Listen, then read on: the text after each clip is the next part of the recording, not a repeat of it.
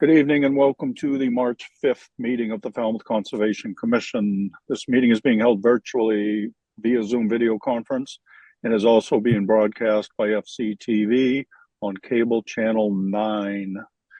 As this meeting is being recorded by Zoom and broadcast by FCTV, please be cognizant of what you say, how you say it, and what can be seen and heard in your background. We have a full complement of commissioners tonight. Thank you all for your dedication.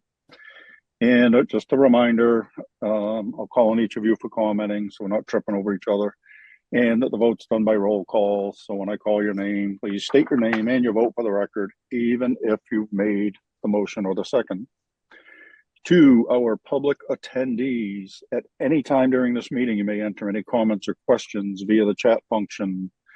At the appropriate time, they will be read into the record. If, as an attendee, you'd like to participate in a particular hearing, let us know via the chat function. Then, at the appropriate time, you will be promoted into the hearing as a participant. When you are selected, you must have your video enabled, be succinct, and respectful of others. Public comments will be limited to 3 minutes each. Under a request for determination of applicability, the applicant is asking the commission to determine if the provisions of the Massachusetts Wetlands Protection Act and or the Falmouth Wetlands Bylaw apply to their proposed project. A negative determination is that the provisions of the act and or the bylaw do not apply. Therefore, the project may proceed as proposed. A positive determination means the provisions of the act and or the bylaw do in fact apply and or may require some conditions. Therefore, the project would require a notice of intent application. So as an applicant, you actually want to hear us say something negative. First up tonight is other business. Hey, we haven't had any business yet, and we're already on other business. We're pretty efficient, huh? All right. Vote to support a conservation restriction at 0 Drift Road to be owned by Salt Pond Bird Sanctuaries, Inc., to be held by the Compact of Cape Cod Conservation Trust, Inc. So, Jen. Yes, Mr. Chairman, I have promoted Kat Grafali from the Compact to present the CR to the board. Excellent. Kat, you're up, ma'am. For having me tonight. It's a pleasure to come before the Falmouth Conservation Commission. I'm here presenting a conservation restriction on behalf of both the Salt Pond area's bird sanctuaries as well as the Compact for Cape Cod Conservation Trusts. The Salt Pond area's bird sanctuaries had received the donation of a 1.08 acre piece of land along Sippawisset Beach that backs up to Sippawisset Marsh. This property, it's a real gem. I had the opportunity to go out and do a baseline report on the parcel, and it's truly exceptional. You can go all the way from the tidal flat, you know, the dune is right there, and on the back end is just an absolute beautiful marsh. This property is obviously part of the greater Sippawisset Marsh protected area. There's about 140 acres, as you're probably well aware. And Salt Pond Area Bird Sanctuaries has a variety of different land holdings in this space. So right now we have worked through all the fine details with the state of Massachusetts on that conservation restriction. And we've been approved to get local signatures, but I wanted to gain the support of the Falmouth Conservation Commission before I go to the select board to get their signature. We appreciate that.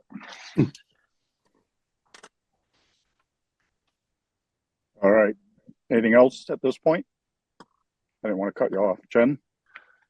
No, Mr. Chairman, there are beautiful parcels out that way. I think this would be a great addition to Salt Pond's holdings out there, and I recommend the board support.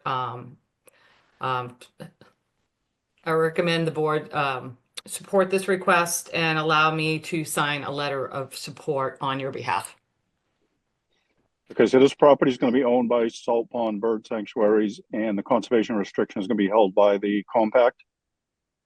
Yes, that's Sure. correct. Actually, the Salt Pond Area's bird sanctuaries currently own the property. The deed is being conveyed or has been conveyed, I want to say in the last couple of days. And now the last step is for this conservation restriction to be placed on the property held by the compact, because we were able to work with the landowner through a conservation tax credit program through the state of Massachusetts. And through that requires a conservation restriction. Thank you. So what you're asking us to vote, Jen, is to endorse this. Okay. Yes, before the select board. Got it. Okay. I'll make, Questions or I'll make comments? make a motion to support it. Second, O'Brien. All right. I'm going to ask again anyway. Questions or comments? No. All right. We're voting to support this restriction. Betsy, or not? Gladfelter, aye. Courtney? Bird eye. Matthews, aye. Kevin? O'Brien, aye. Ron? Driscoll, aye. Russ? Robbins eye. Steve? Patton, aye. It is unanimous. Thank you very much. I really appreciate the time. And I couldn't say nicer things about Jen working with us through this process. So I hope you have a great rest of the meeting, and I really appreciate your time. Thank you. Thank you, Kat. Thanks, Good night. Kat. All right, next up is a request for determination of applicability. First up, Town of Falmouth Engineering Department, care of Jim McLaughlin, Old Dock Road.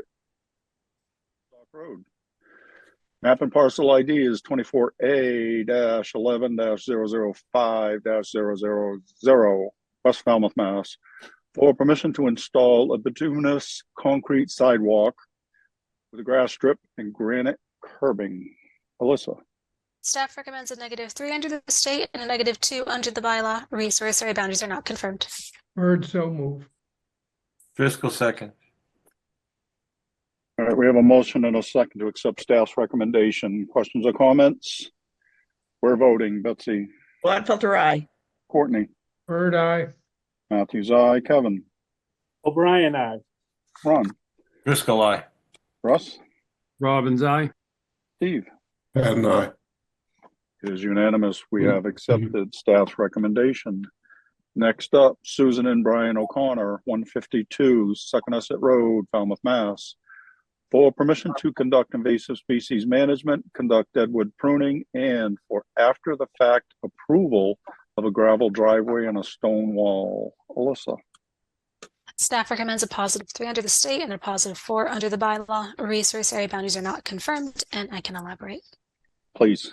Please. So this proposal before you is something that staff has been working with the applicant on for perhaps a little over a year now. The primary reason that it's brought before you, staff is content with the amount of invasive species work. It's really just taking guides out of trees, which you allow under RDAs routinely, taking a little bit of dead wood out. The real aspect of this project we are in need of the commission to make a determination on is the unpermitted gravel driveway and stone wall that has been constructed on the property. So I'm going to explain a little bit about that, but ultimately we would hope that the commission would hear a statement from the applicant and then continue the hearing in order to go view the gravel driveway and wall itself. It's currently located in the Zone B buffer to a coastal bank, but it was a fully vegetated area, and it's only part of the driveway in there. Staff had initially received a complaint that there was work going on the property, and it was thought that they were in jurisdiction. They did produce a plan for us, a landscape plan, which was based on an engineering plan showing they were out of jurisdiction. Unfortunately, it was not conveyed that that plan was outdated and reflected the previous flood zones prior to them being changed in 2014. So the coastal bank delineation is actually incorrect. The work turned out to be in jurisdiction. Because it is in a formerly fully vegetated area, we weren't sure what the commission would like to do with that, if it's something that can be approved, something that you would like to see restored, or some kind of in-between planting plan. So we told the applicant to please file this RDA just so they can gain an audience with you and you guys can take a look at it. So I believe Mr. Cremens is here, Jen, from the. Yes. Yep. Mr. Chairman, with your permission, I'm going to promote Brett Cremens from Zen Associates. Okay. Thank you.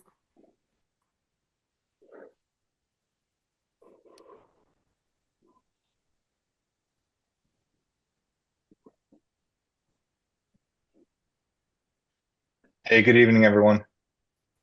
Good evening. I'd also like to invite Peter White, Zen's principal.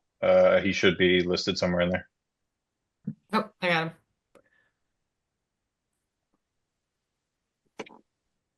Promoting Mr. Peter White as well.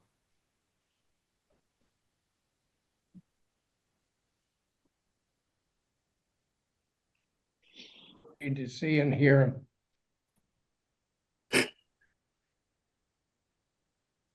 Can you hear me now? Yes, go. Mr. Yes. White. Okay, great. Thank you. Thanks, everyone.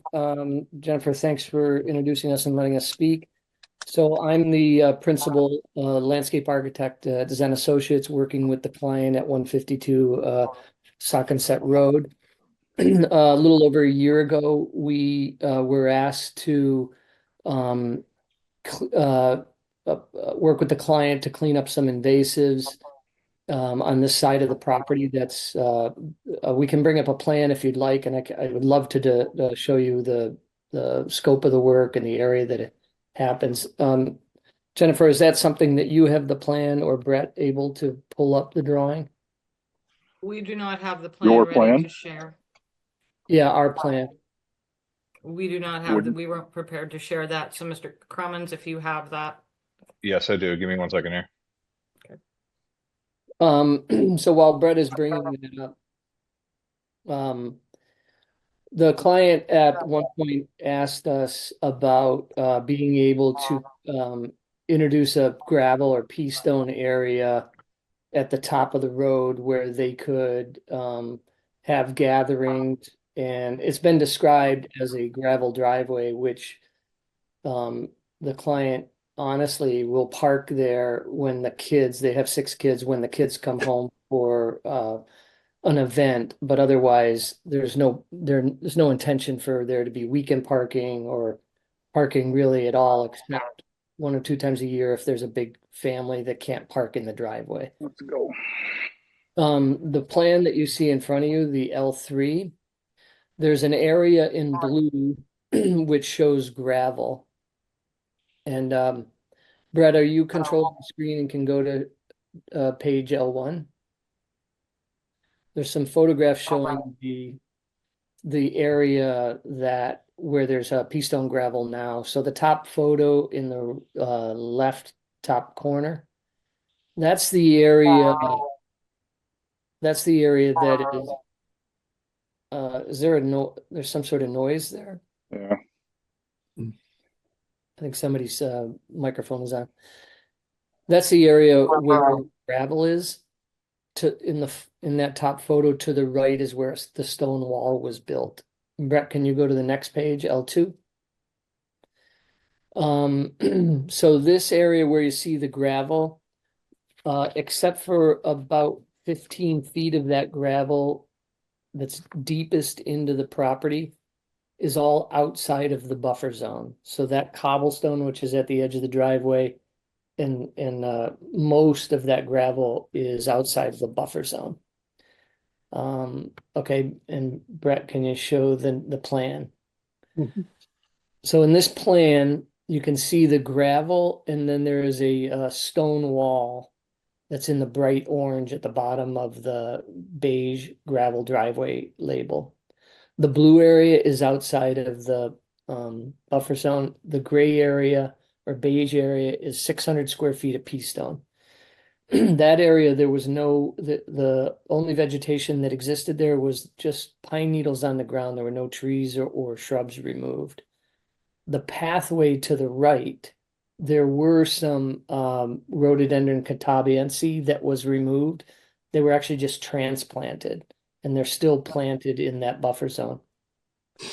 The plan that we had that we were given by the client, we made a mistake. Our firm did not go back. We took for granted that this plan reflected the buffer zone boundaries, the 150-foot setbacks.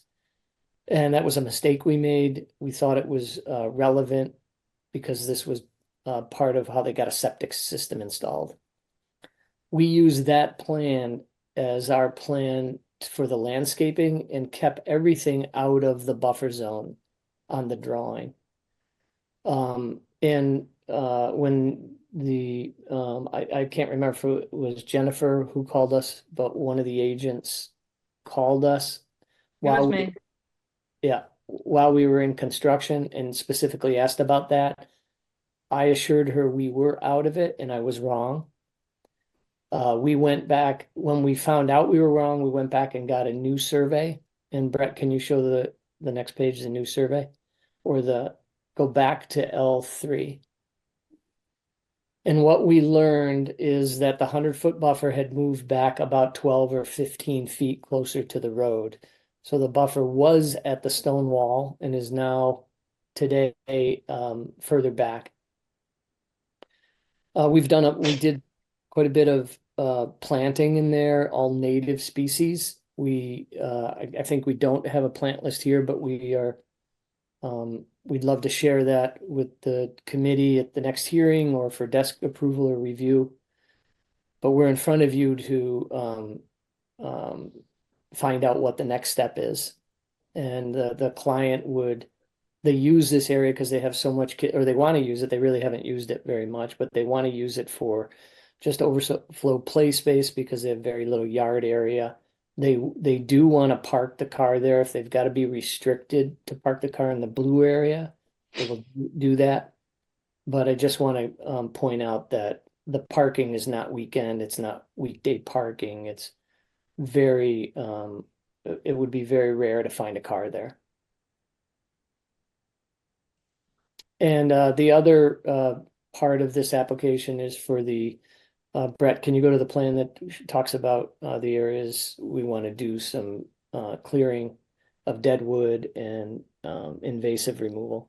The area in blue is where we want to do some deadwood pruning and removal of some debris that's in there. There's mostly some sticks and branches, but there's also invasives. The green circle is a big oak tree that has a couple of long branches that lean over the pool. The client feels very unsafe about it. It casts shade on it, and it is directly over where the swimmers are, and there's a deck area. So they'd like to remove a couple branches on that, but not take the tree down at all. And the area in yellow is there's a lot of invasives in there, a lot of bittersweet that's climbed up a bunch of the pine trees. They'd like to take those down and take it out. And I think that's it for the application. Thank you. Brent, do you have anything to add at this point? Brett, I'm sorry. No, I'm sorry. I'm all set. Peter explained it. Okay. Jen, this is a lot for an RDA. What was that, Mr. Chairman? Go ahead. Lot for an IDA. It was a lot. Like Mr. White said, we had gotten a complaint. We called. There was no staking on the property, so we were a little concerned about that. Again, a mistake was made. We're moving on. But we do want the board to go out and see the disturbance in your buffer zone and make a determination if you'd let this project be allowed to move forward under an RDA. As Alyssa said, a lot of the work is just removing invasive vines.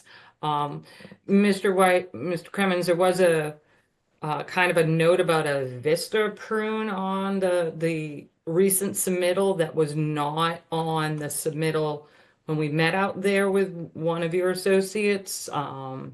So we were a little kind of, yeah, we were just like, there is a beautiful view, so we definitely would not recommend the Vista at this point until all the invasives are removed, because we do feel that'll open that up quite a bit and a Vista will not be necessary. So at this point, Mr. Chairman, like any time we submit or recommend a positive, we'd like to continue this for a week, allow the board to go out there, review the site for yourselves, as you don't usually go out to RDAs, and then make a determination. We'll Okay, send you, as always, we'll send you the application packet, all of the plans and all the information that Zen Associates has provided to the staff. all right. Courtney?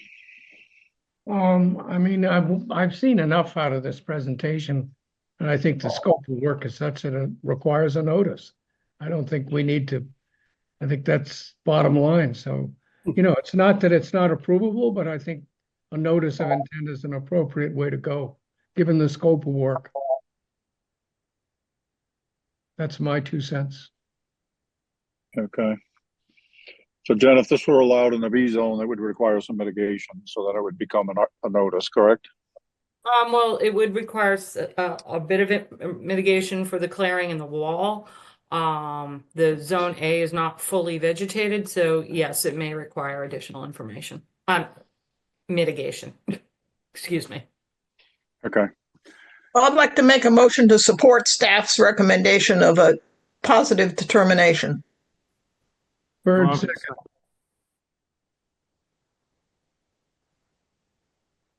I'm sorry, who second? I heard her. I did. Courtney. Bird. Thank you.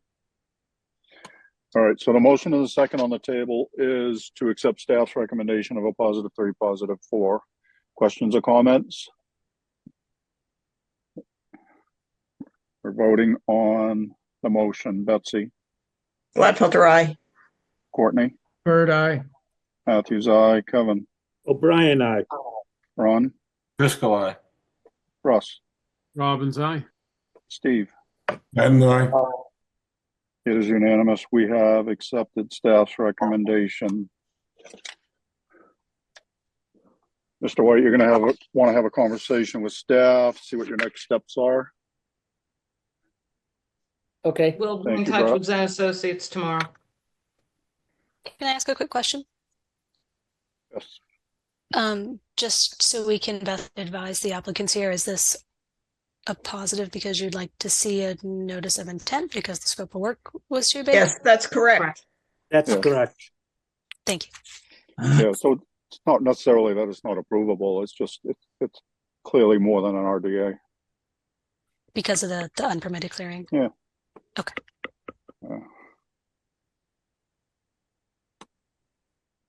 All right, next up, Roger Thank you. Brooks.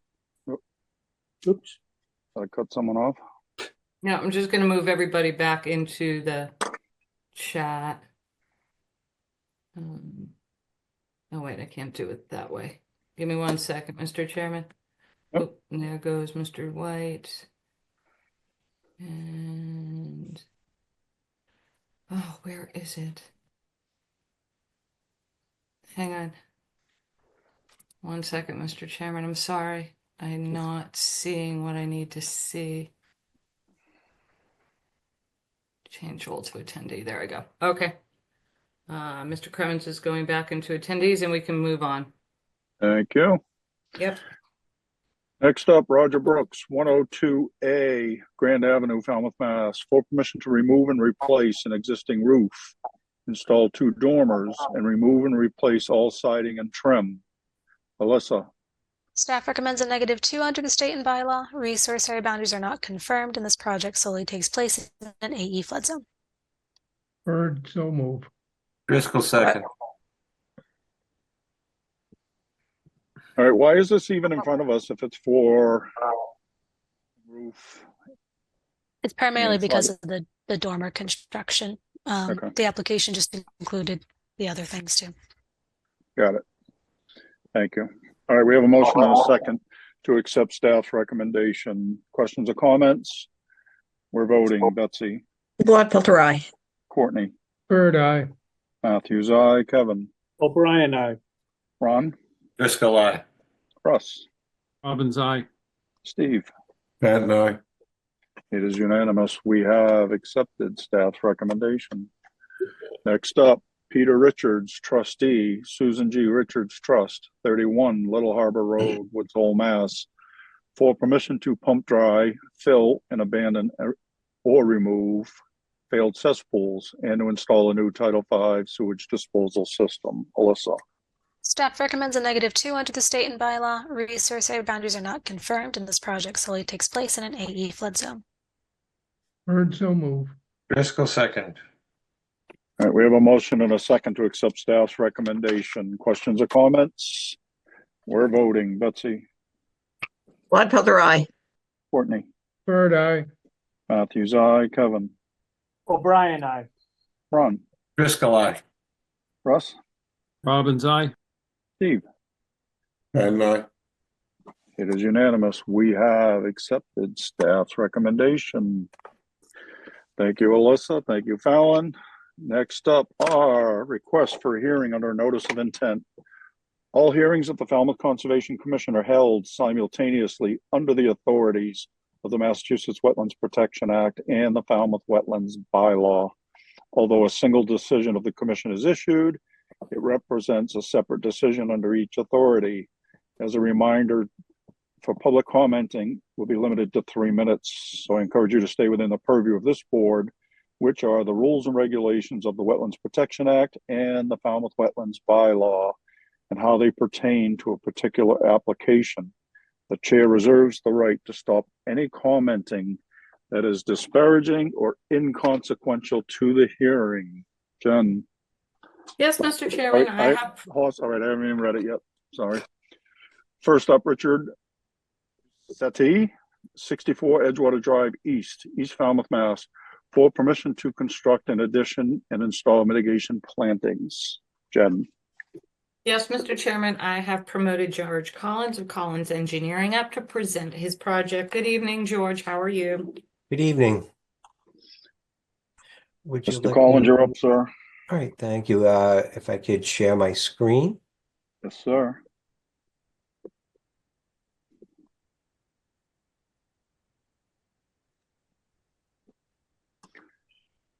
Can everybody see that? See the screen? Yes, sir. Good evening. My name is George Collins. I'm a registered professional engineer from Collins Civil Engineering Group out of West Bridgewater, representing Richard and Paula Settee at 64 Edgewater Drive East for the construction of a 4x16 addition on the front of the property, on the front of the existing home. I'm going to zoom in a little bit here. This project has been issued DEP file number 25-5052. Let's see here. I'm going to zoom out again. This property is located on the southeast side of Edgewater Drive East. And to the east of the property is the Childs River.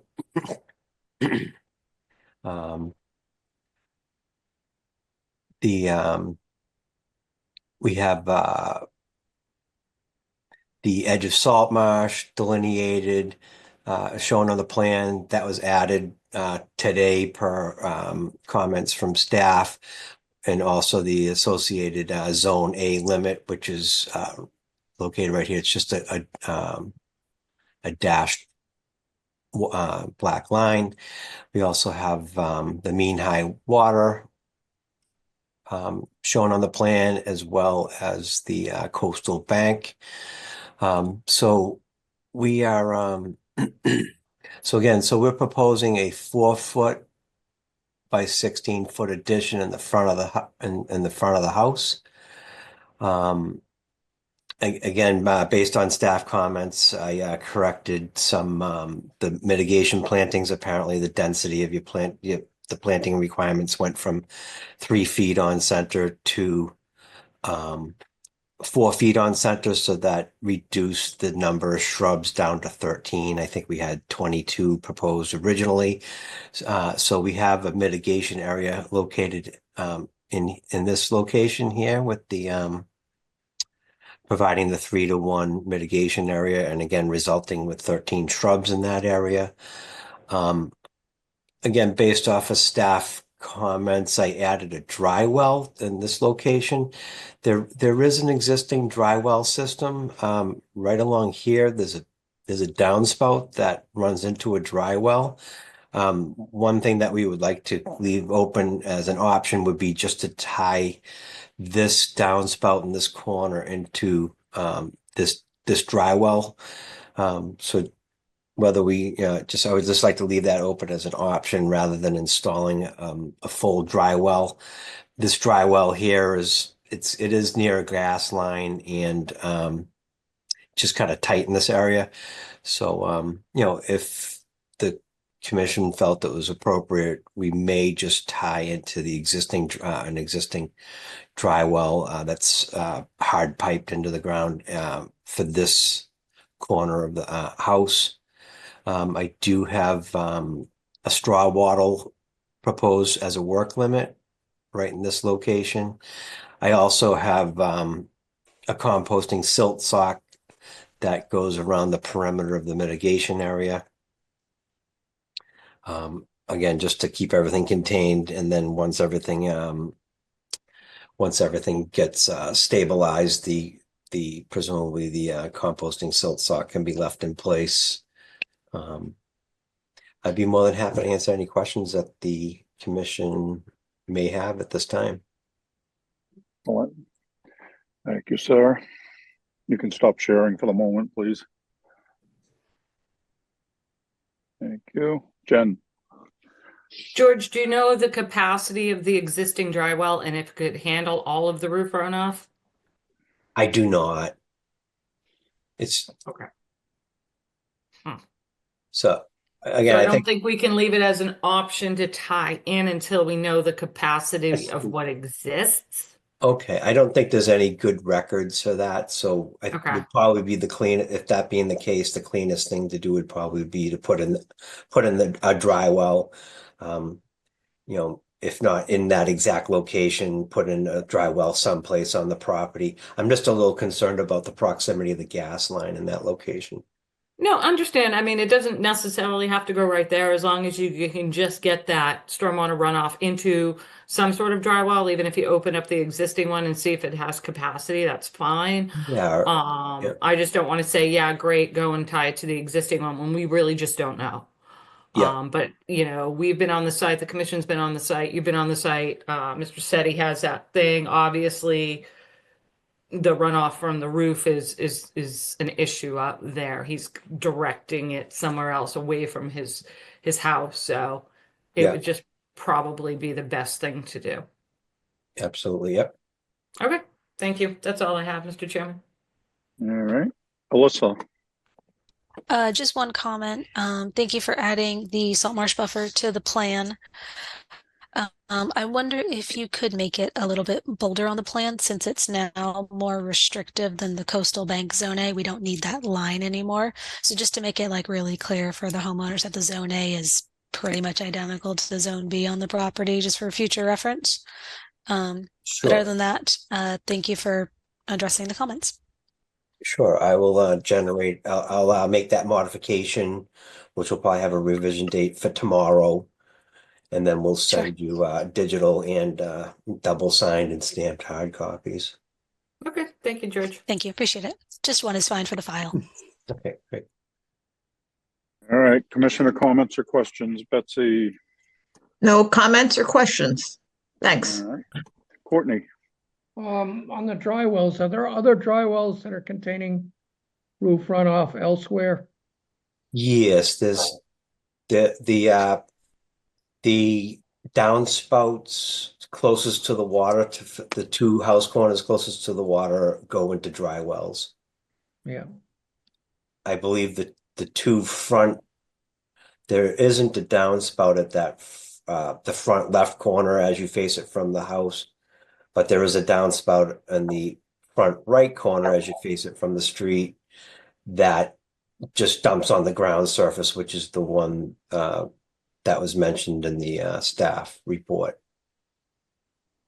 Yeah, where I'm going with this, you might want to, I understand your concern about the gas main. But if he's having trouble containing roof runoff, it then suggests that, the whole design of his roof runoff drain system may be under design and you may need to do more with it. And my suggestion would be to replace the dry well you're talking about with one with larger capacity, and that might take care of your problem. So I mean, currently, again, currently the two downspouts in the back of the property go into functioning dry wells. It's just a matter of how we're going to manage the one downspout, the existing downspout in the front right. So I think that's the only spot that we have a concern with. So I do believe, I think the downspouts in the back are, like I said, they go into dry well systems that are functioning without any problems to the best of our knowledge. So it would be, again, just trying to manage the so one option is you put a bigger dry well in on the far corner away from the gas line, and then leave the downspout on the corner where the gas line is, instead of running it, bring a downspout and put a 4-inch conduit under the ground that goes into the back dry well. So you've got two downspouts going into that larger capacity down, and that might solve your problem. Yeah. Okay. Yeah. And then I am going to check it. The applicant did mention that he may have some information on the size of those dry wells. And between Jen and myself, hopefully we can I mean, typically all of those things got a finite life on them anyway, because they come up with leaves and stuff. Yeah. So the bigger capacity you have, the further ahead of the game you are. Other than that, I have no questions. I think you've got a nice project. Okay, thank you. All right, Kevin. No further questions. Thank you. Okay, Ron. I'm all set, thanks. Okay, Russ. I'm good, Mr. Chairman. Thank you, Steve. Considering the projects have been going up on Edgewater Drive East, I'm very happy to see this modest proposal and happy to support it. Excellent. Jen, is there anything in the public chat function, please? Nothing in the public chat, Mr. Chairman. I'll make a motion to close the hearing and take it under advisement. Fiscal second. All right, we have a motion and a second to close the hearing. Last call, questions or comments? We're voting to close the hearing. Betsy. Gladfilter, aye. Courtney. Bird, aye. Matthews, aye. Kevin. O'Brien, aye. Ron. Driscoll, aye. Russ. Robbins, aye. Steve. Patton, aye. It is unanimous. We have closed this hearing. Thank you, George. Thank you for your time. Have a good night. Night, George. Thank you.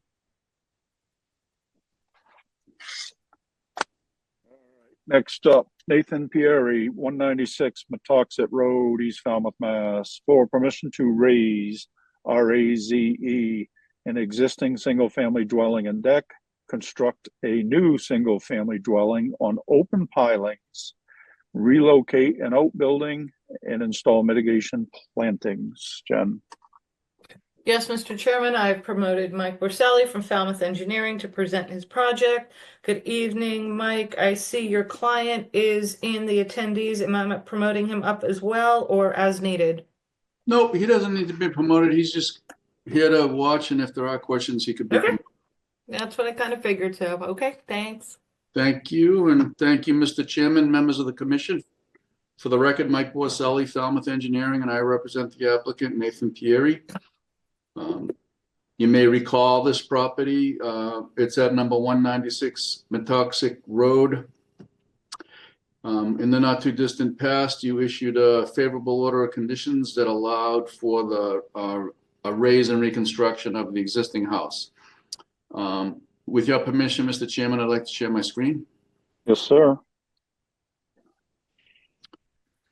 I'm sharing with you the existing conditions plan that also has the impervious surface calculate areas shaded.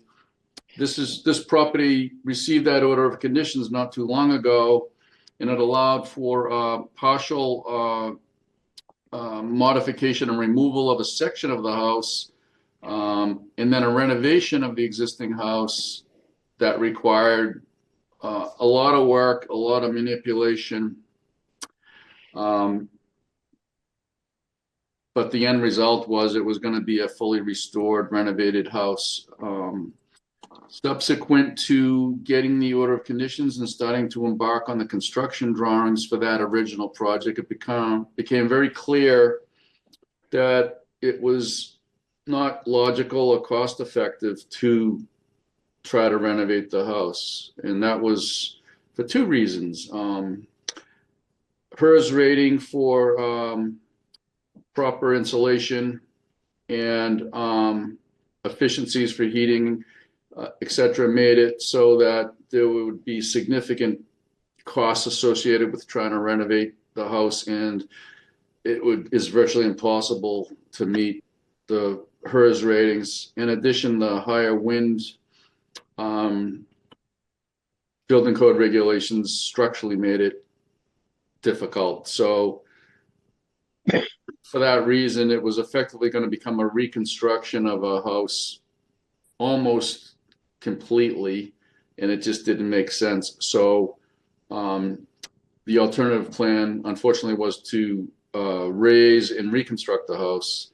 It's a shame because some of these older houses just can't meet the new codes, and it's just means they have to be rebuilt. So what I have here before you is the existing conditions, and I'll just refresh your memory. We have a narrow band of salt marsh, a slope up, non-eroding coastal bank, the top of which is here. There's land subject to coastal storm flowage. There's a boundary of an a VE 13 that meanders through the house. And on the other side of that is a non-hazard zone, but the velocity zone tracks through the house. I have also shown the Falmouth 25-foot velocity zone. This is also, by the way, in the new limited moderate wave activity zone, and it tracks right along the same line as the velocity zone does.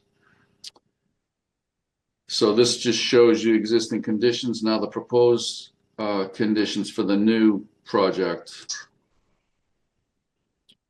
I'm sharing that plan with you now, and you will see also in the background in red the existing house superimposed for reference. I'll zoom in on that a little bit. So the new house has been shifted back even further back than the original house was. If you remember, we had a couple of hearings where we were trying to manage the view downriver against the risks of storm damage and impacts caused by the possible future erosion of the bank. The plan you approved is slightly closer to the top of the bank. This new project has been shifted further back from the coastal bank. I have on this plan as well, just for your reference, the mitigation calculations tabulated, comparing and contrasting the existing conditions to proposed. And the net result was a requirement for 543 square feet of mitigation, and we've rounded that up to 550 square feet. We're also proposing to relocate some trees and to add some trees. There's some cedars that are in close proximity to the house. Shifting back, they'll be a little too close, so we're proposing to shift them, spade them out and shift them over here. The mitigation, the 550 square feet, is between the new house and the wetland resources. It's been laid out to be no closer than 10 feet to the new house.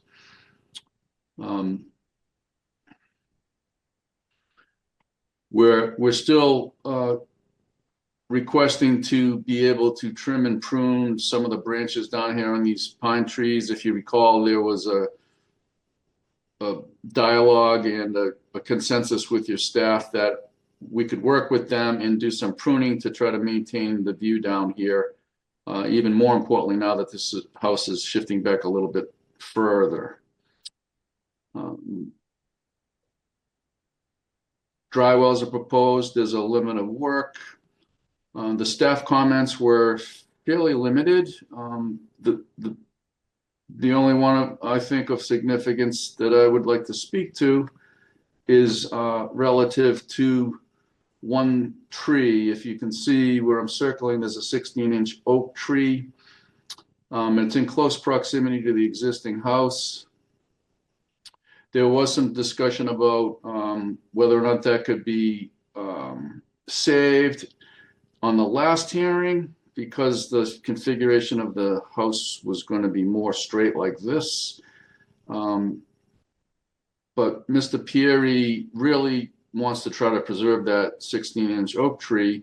So the new house was designed with this angle to rotate this part of the house back counterclockwise to get it further from the oak tree. We'd like to try to keep it. We don't want to cut it. We might want to prune some of the branches. We're hoping we can work with staff and during construction, if it becomes necessary to cut it, we would certainly mitigate for that, but we would really like to try to save it. There were no other significant comments in the staff report. And I think that's all I have, and I'm happy to take questions. Thanks, Mike. Jen? Yes. A couple of things, Mike.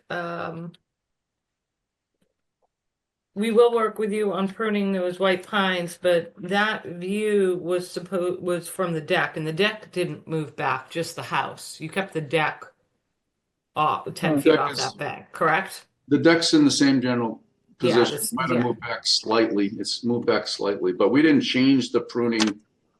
No, no, you just said the whole thing moved back, and I just wanted the board, because I mean, I think the view is from that end of the deck, not necessarily from like the interior of the house.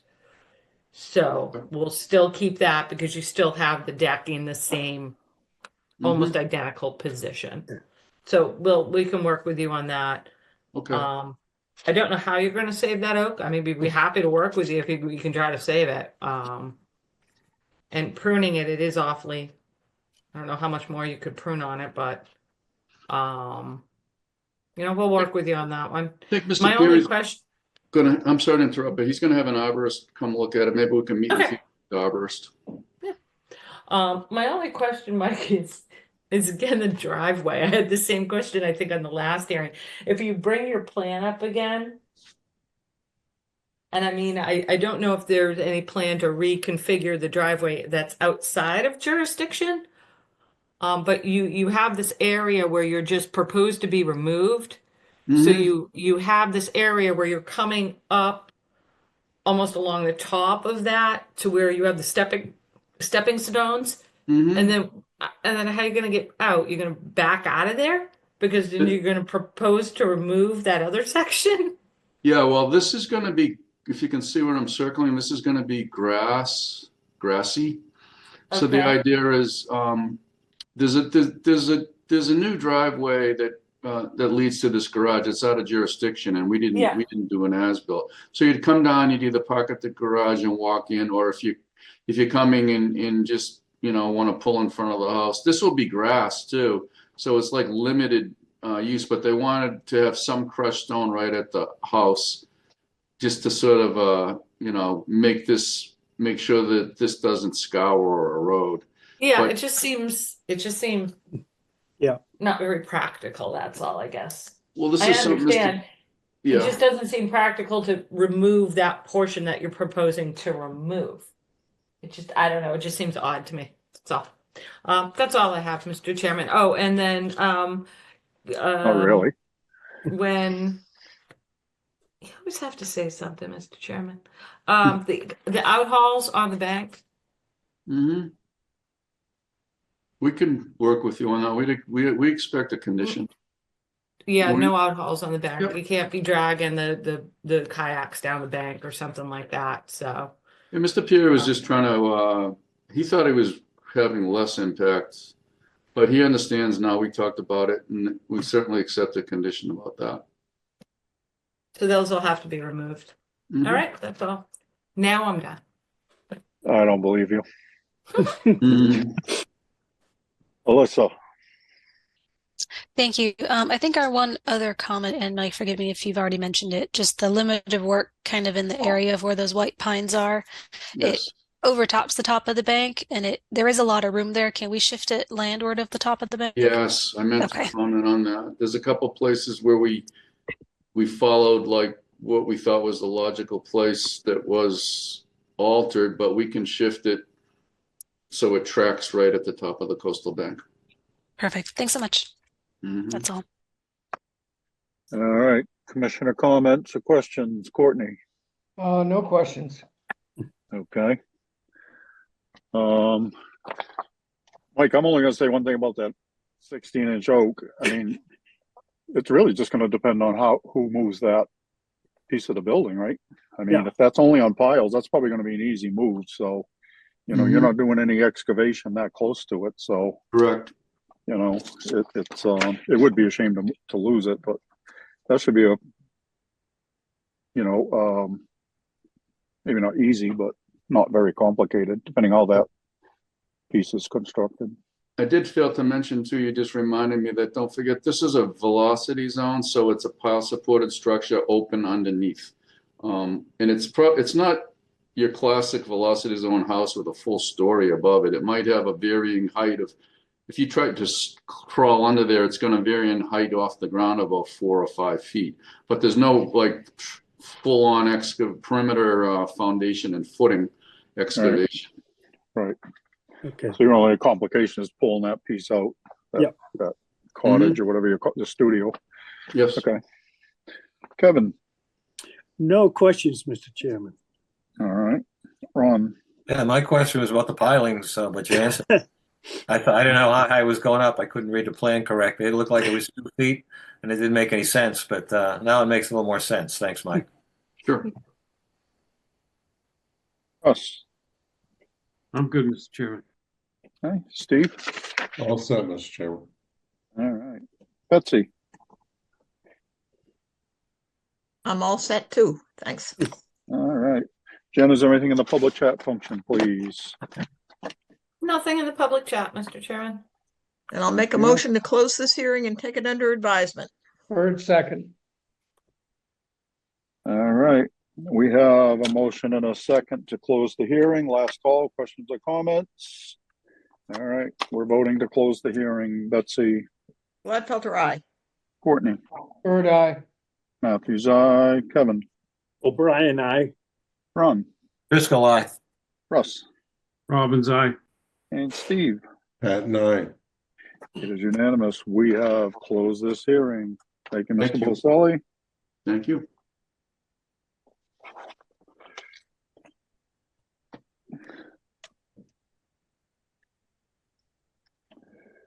All right, next up, continued request for a hearing under a notice of intent.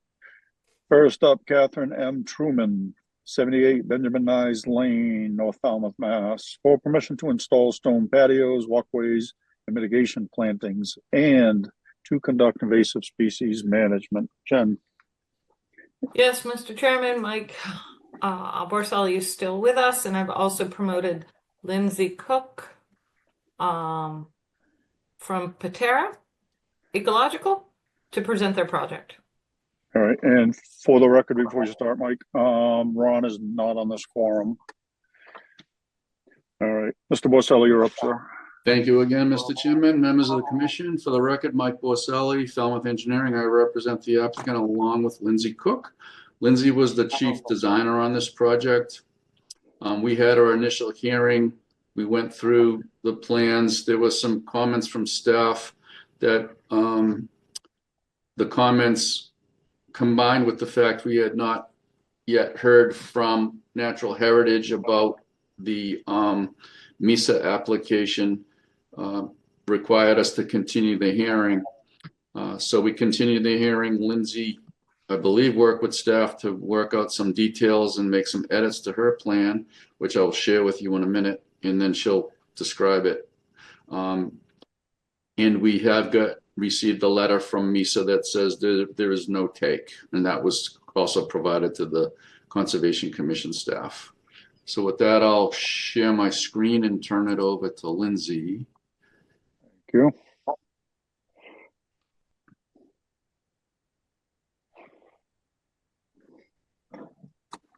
Hey, Lindsay, you with Hi, us? hi, Yep. Mr. Chairman. Lindsay Cook from Parterre Ecological. So we made some changes to this after the last hearing. We added some witch hazel in one blank area.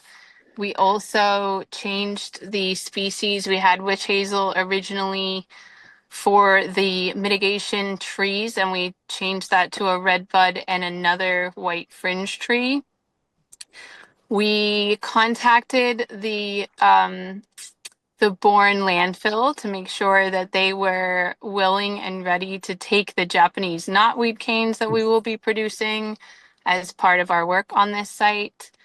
And I think that we have addressed everything for this plan. All right, thank you. Mike, if you would stop sharing then. Mm-hmm. Thanks. Jen? Yes, Mr. Chairman.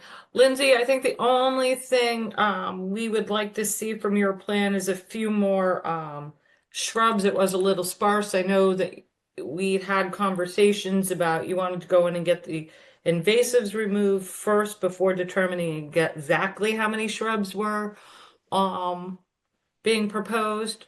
So we can either condition that and work with you after you get the invasives out, or you can propose additional shrubs on the plan. And that's all I have, Mr. Chairman. All right. Melissa? Nothing to add. Thank you. All right.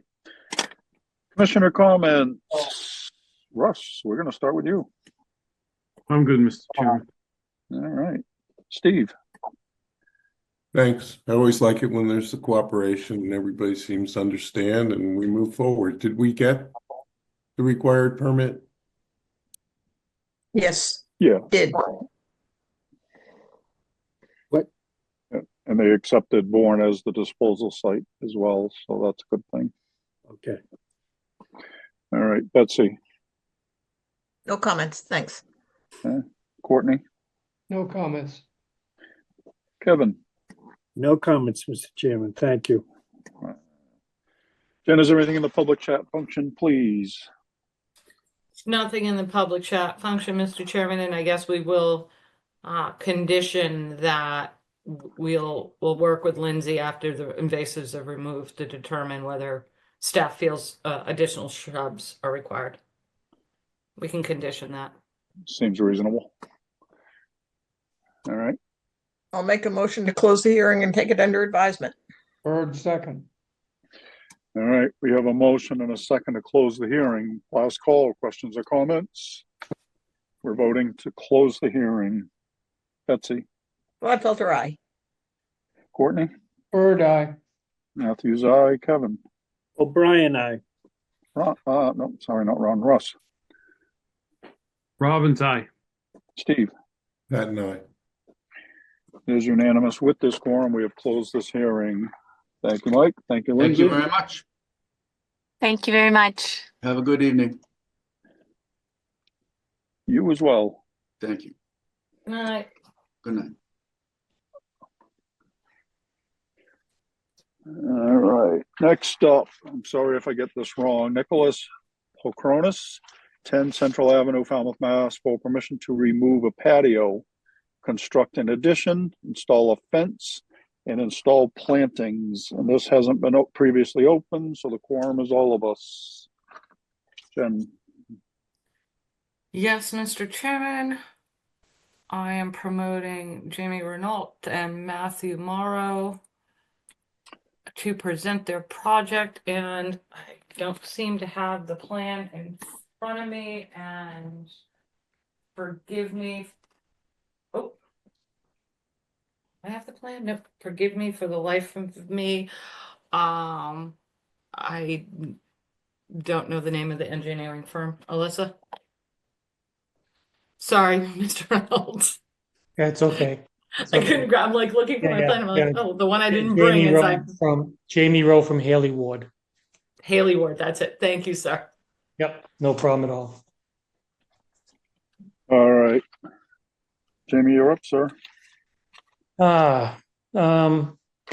If somebody could walk me through how to share my screen, I'd like permission to put the plan on. Okay, so if you go to the bottom of your screen, sir, you should see, if you put your cursor toward, yep, underneath all of us, it should say share. There we go. Perfect. Fantastic. Little rusty, but here we go. So good evening, everybody. Thank you very much for your patience in allowing us to get to this point with this project. For the record, my name is Jamie Rowe of Haley Ward. My client this evening is the Polkronis family. Also with me this evening, I'm not sure, Jennifer, if you promoted Matt Morrow, a professional wetland scientist of Morrow Consulting. The project is located at 10 Central Ave, and the project was issued a file number of 25-5030. The Polkronis family purchased the property in 2019, and the lot consists of approximately 25,154 square feet and was created by the approval of the planning board in 1984. The project consists of an 18 by 22 proposed addition to the rear of the existing house, being approximately 396 square feet, an existing shed, 10 by 12, being approximately 120 square feet, an existing stone driveway being approximately 1,117 square feet, and a proposed fence extension on the property itself. Both the shed and the stone driveway already exist on the property and were installed by the Polkronis family after the purchase in 2019. It was the request of the staff, the Concom staff, after we filed the NOI or preliminary discussions, to include the shed and the stone driveway in this application to permit it correctly. The proposed addition is partially located within the 200 outer riparian zone. The existing shed is also partially located within the 200 outer riparian zone, and the existing stone driveway is entirely located within the 200 foot outer riparian zone. Of particular interest, the total land disturbance within the 200 foot outer riparian zone is 1,379 square feet. The total increase in impervious area for this project is 1,278 square feet if the stone driveway is considered impervious. If the stone driveway is not considered impervious, the total net increase of impervious area for this project is 161 square feet. So I have a question for the commission. It can be answered now, or it could be answered after the presentation, but my question is, after speaking with the staff this afternoon, I was informed that the Conservation Commission considers stone driveways to be impervious. Is that your determination on other projects as well?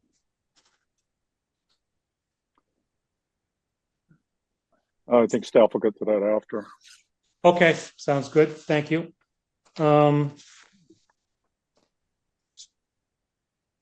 As part of the project, we are proposing restoration plantings on the east side of the property along this side right here. The extent of the plantings will be determined by the areas of disturbance in the riparian zone. We will revise the plan. We'll revise the plan to include the area calculations and work with Concom staff on this task. We're also happy to relocate the shed to be entirely located outside the riparian zone if that is necessary and or helpful to this project. Part of the restoration plan will be to identify the previously approved plantings on the old order of conditions for this project, determine if they are still on site, identify how many plantings are missing, and then incorporate the additional plantings to replace the missing plantings required by file number 25-2718. Again, happy to work with staff on this task. A revised plan will be submitted showing the total restoration. The plan will be based on the areas of disturbance and what was required under the previous file 25-2718. Again, happy to work with staff on that. If you take a look at the plan on the screen, the proposed addition is where my cursor is, located directly behind the existing house, in between the existing house and the existing septic system. Within the area of the proposed addition, there is an existing patio that will be removed as well. As I stated earlier, the plantings that we're proposing for restoration are along this area right here. The existing shed I described in my presentation is located here at the cursor. And the existing stone driveway that I described earlier is located right here where my cursor is. All the wetland resource areas are located on the abutting property in this property over here to the east. And the only buffer zone, so to speak, is the 200-foot outer riparian zone, and that's where the project is located. At this point, I'm happy to answer any questions the commission has. Thank you. If you don't mind, you can stop sharing. Yep. Please. Jen. Yes, Mr. Chairman. First off, the driveway, Jamie, I think the confusion lies in the fact that the stone driveway is considered degraded riverfront area. So we need that kind of square footage to determine that one-to-one mitigation you need in the riverfront. Okay. Usually we do impervious that doesn't support national vegetation and impervious calculations. Because this is a riverfront area, it's a bit different, but we do need that calculated to determine the impact to the riverfront area. And then what kind of mitigation at the one-to-one ratio in riverfront is going to be required, and then see if you have enough room for it. So after myself, you and Alyssa spoke this afternoon, we were looking at the plan, and we think we might have identified an area outside of that that could be used for parking. I know they improved that. It was grass and then it was dirt, and because of the lack of topsoil, that's what's triggering that calculation, because it's the disturbance to the riverfront. Sure. Okay. Yep. I think the shed does need to be removed outside of that riverfront, unless you want to do a one-to-one. We don't think you have the room for that because it's such a small portion of the property. But we'd be happy to work with you on that one as well. And then we really do need to determine the old mitigation and whether it's still on site or not, because that'll have to go back on. And again, that'll reduce the room you have to mitigate for that riverfront disturbance. Yep. Happy to prepare a plan overlaying the old restoration, put it on the new plan so that we can have a conversation. Yeah. And that's all I have.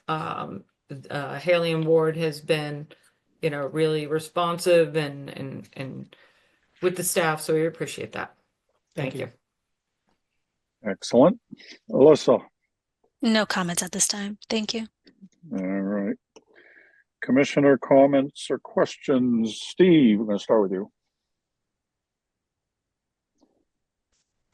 I don't have any questions. It seemed logical that the shed would be moved. That would make things move along. Thank you. All right. Betsy.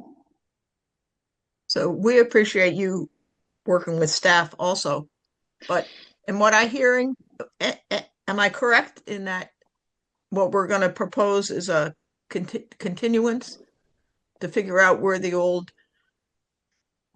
where I see Jen and Alyssa shaking their heads. Jamie, I don't see you shaking your head. Yes, oh, okay. I didn't want to interrupt you. I would absolutely request a continuance to allow us to do an overlay plan, talk with staff about restoration, where on the property we can fit it, that's acceptable to them. And then we'll be back before you with a plan that the staff and Haley Ward can support along with the client.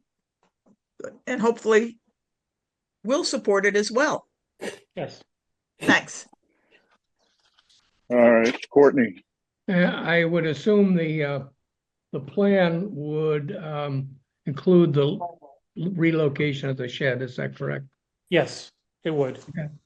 No, no other questions. I think you'll get it all worked out. Life will be good. Thank you. Small project with tight tolerances, so, you know. Yep. Kevin. Oh, no additional comments. Thank you, Mr. Chairman. All right, Ron. I can't shed any more comments on it. I'm all set. Thank you. Us. Yeah, I'm good, Mr. Chairman. Thank you. All right. Jen, is there anything in the public chat function, please? Nothing in the public chat function, Mr. Chairman. Thank you. All right, what do we have? I heard Roll, is that how you say it? It's pronounced Row, R-O-W. I'm trying to get it right. All right. So I heard a request for a continuance there. What do you have for a date? Mr. Chairman, you guys we don't meet on the 19th. We'll need time to work with Haley and Ward on the revisions, and unfortunately, Negativity. you are not going to want to have this continuance on the 26th. You're pretty Why, did you busy. already bury us and you're taking the week off? You're not giving me a chance tonight, are you, Mr. Chairman? No. Anytime in April is fine with us. No, yeah, so it'll be like April 2nd. Would that work for you, Mr. Rowe? That'd be great. Okay, Thank you. thank you, sir. At the request of the applicant, I'll make a motion to continue this till April 2nd. Second. All right, we have a motion and multiple seconds to continue this until April 2nd. Last call, questions or comments? All right, we're voting on the continuance. Betsy. Gladfelter, aye. Courtney. Bird eye. Matthews, aye. Kevin. O'Brien, aye. Ron. Driscoll, aye. Russ. Robbins, aye. Steve. Pat and I. It is unanimous. We have continued this until April 2nd. Thank you, Mr. Rowe. Thank you very much. Have a great evening. Thank you. Thank you.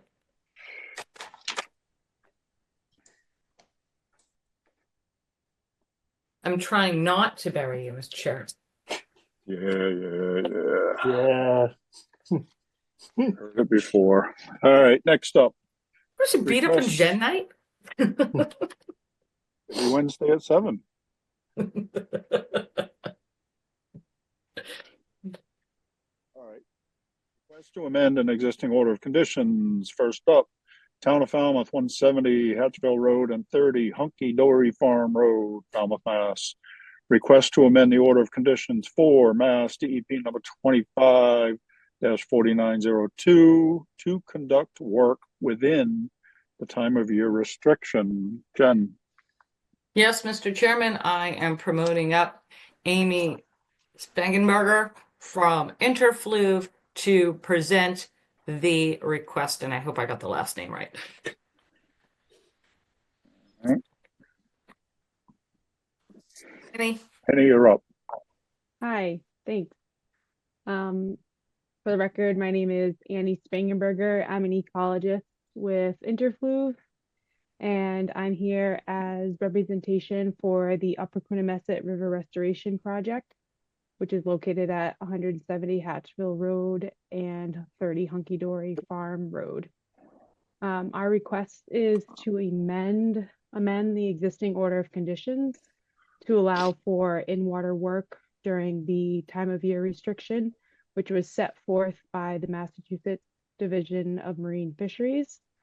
And as of this afternoon, we have received a formal response from the Division of Marine Fisheries, which will allow for a one-time 2-week incursion waiver from March 15th to March 31st, with the conditions that a site visit is planned with the Division of Marine Fisheries biologists to inspect the project area in late March, as well as a condition to employ or to deploy turbidity protections and BMPs to reduce in-stream sediment and turbidity during the incursion. And we are requesting the staff support for this request to amend the order of conditions. All right, thank you. Jen? Yes, Mr. Chairman, I spoke with Brad Chase of the division today. He is fisheries biologist and he is supporting this incursion. But again, only for that last 2 weeks. He does have concerns about any further into April. We're going to be running up against the fish and the eels. So he is supportive of this 2-week incursion, and that so we recommend it with the conditions set forth by the division. Yep. All right, Alyssa? Nothing to add. Thank you. Okay. All right, commissioner comments, questions, Betsy? I have no questions. No, you're I against mean, it. I can explain to people what happened. We've had 2 months of frozen soil, and it's hard to get trees with root wads out that's necessary for the stream construction. And they're starting to be delivered, and the goal is to get everything done in the channel by March 31st. Excellent. DMF's on board, so that's good. Mhm. All right, Courtney? No questions. Okay, Kevin? I can't help myself. Excuses. No questions, Mr. Chairman. It's all on Annie's shoulders. Damn trees. Ron? No questions, all set, thank you. Russ? No questions or comments. Steve? I'm not allowed to comment on town projects. Oh, yeah. Oh, God. Long night. All right, Jen, is there anything in the public chat function, please? Actually, Nothing do in we the have- public chat, Mr. Chairman. All right, what are you thinking? Make a motion to close the hearing and take it under advisement. Driscoll second. All right, we have a motion and a second to close the hearing. Last call. Any questions or comments? We're voting to close the hearing. Betsy? Gladfelter, aye. Courtney? Bird eye. Matthews, aye. Kevin? O'Brien, aye. Ron? Driscoll aye. Russ? Robbins, aye. Steve? Pat and I.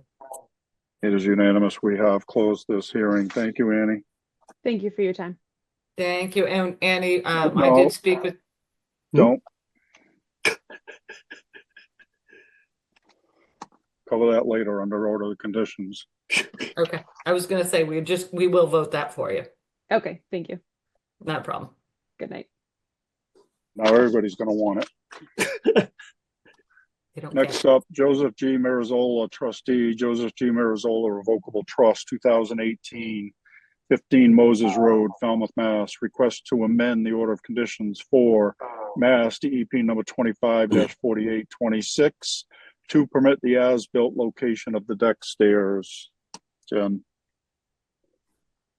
Yes, Mr. Chairman, I have promoted Tom Bunker up to present his project. And good evening, Tom. Good evening. Good evening. The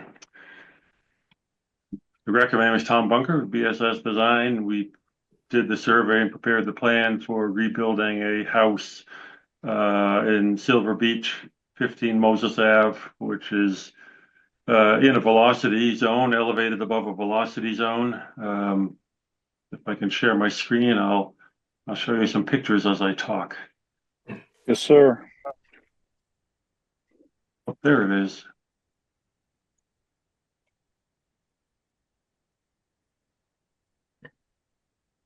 Okay, just to show you briefly, this is the the property here, 15 Moses Ave. It's on a corner of Moses Road rather and Ocean View Ave. This house on this corner lot here. It's in a velocity zone, as I mentioned, and that's probably mainly what led to this trouble. There was I think it was probably a field decision had to make a slight change to the stairs. You know, there's a large set of stairs coming down from the floor that's elevated here. Stairs coming down, and so this is a picture of the proposed house, plan of the proposed house. I'll go to you see the stairs were proposed, the bottom of the steps were proposed at 6.4 feet from the top of the coastal bank, which is a mortared stone seawall. Of course, there's a beach right here. I'll show you the existing conditions. This is before we did the work. There was a house here at, the existing house was 5.8 feet from the top of the coastal bank. So we're proposing the house to be set 0.6 feet further back, the new house 0.6 feet further back from the existing house. So from 5.8 to 6.4 is what you have, the 6.4 here. And the house is squared up to the lot, so you see it's the patio area and the distance between the coastal bank and the house. It's narrowest at this point, and it extends out.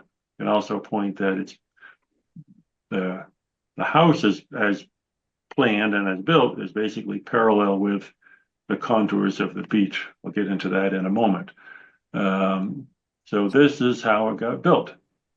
The red dashed line is the existing house. This point right here is 5.8 feet. This location and this corner, which you see the orange line, is where it was planned to be at 6.4 right here. But there,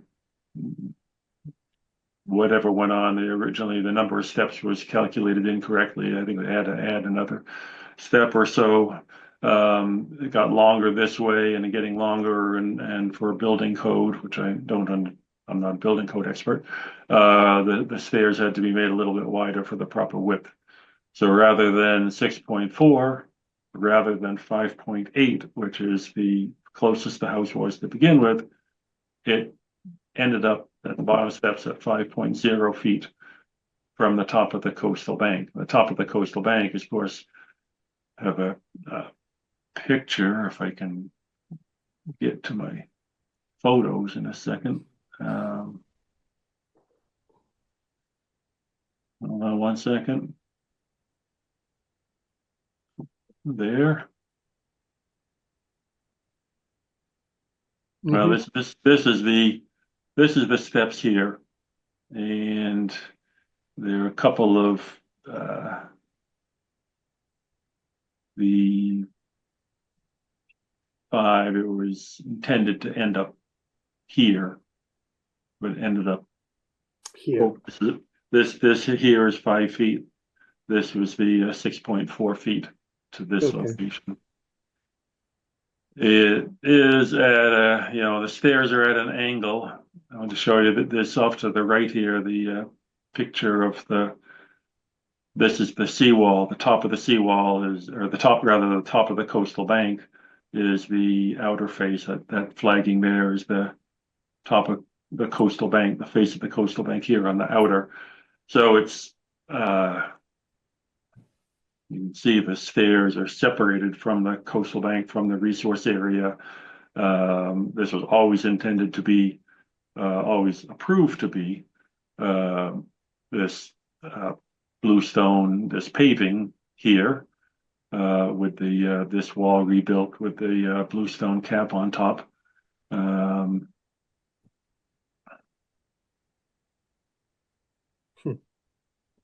Here is the outside. So you see you can somewhat see here where the bottom of the coastal bank and the contours of the beach the coastal bank gets wider, the stonework gets wider at the bottom here than it is here. So I'll go back to the drawing. So that area widens out. The original house is at a little bit of an angle. So this is, Alyssa corrected me on my narrative in her staff report comments. It says moving closer to grid source area by 0.8 feet. And I had written 0.6 feet in my narrative. I think it's correct. It's 1.4 feet closer than approved, but it's 0.8 feet closer. This corner was 5.8. This corner is 5.0. So it's 0.8 of a foot, but roughly 10 inches closer to this seawall, the coastal bank.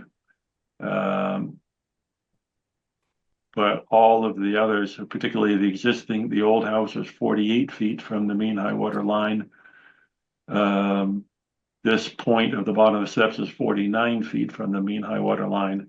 So this face, including this new house and the stairs, is pretty parallel. Actually, the stairs are 1 foot farther from the high water line and a little farther from the toe of the bank than the existing house was. So this is a request to move closer.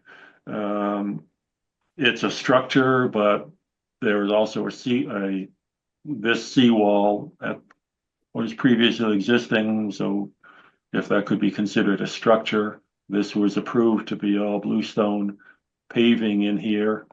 And so feel that this incursion of the end of the stairs here won't create any environmental damage to the beach. Actually, that wall there keeps any rainwater on the property so that there's no water running off and down the beach down the wall onto the beach as there was before. Otherwise, everything. We actually came across this when we were doing the survey for compliance. And Alyssa, I hadn't gotten you a plan with the areas, but I just reread your narrative and I put the areas on the house here. So these are the areas, the enclosed areas in a velocity zone. There are 2 spaces. This is the area to the framing, the outer side of the framing. It does not include there's shingles on the outside of that framing. These items here, but to the framing as shown in the architectural plans. Whoops, where'd that go? These are the areas, so that's under 200 square feet of enclosure in the velocity zone. So with that, I'll take any questions about this. I will stop sharing. Thanks, Tom. Jen. There we go. Thank you, Tom. Yes, Mr. Chairman. Well, I don't have incredible heartburn over 0.8 feet as staff, and to keep you consistent with your regulations, I will say that this is moving closer to the present primary structure, and I definitely do not recommend counting the wall as the structure, or you're going to have patios and decks right on top of seawalls. So do not count the seawall. It is the present primary structure. But again, the staff does not have any heartburn over 0.8 feet. That's all, Mr. Chairman. Alyssa. Just the other staff comment on the staff report. Tom, I noticed on the north side of the dwelling, the gutters are just spitting out right onto just the little bit of property. So I'm concerned with the amount of rainwater, the water spilling over the seawall or into the street. So is there a method to put in some dry wells or connect them to existing dry wells prior to, compliance being requested and all that? Yeah, the got a note from the homeowner that the contractor, the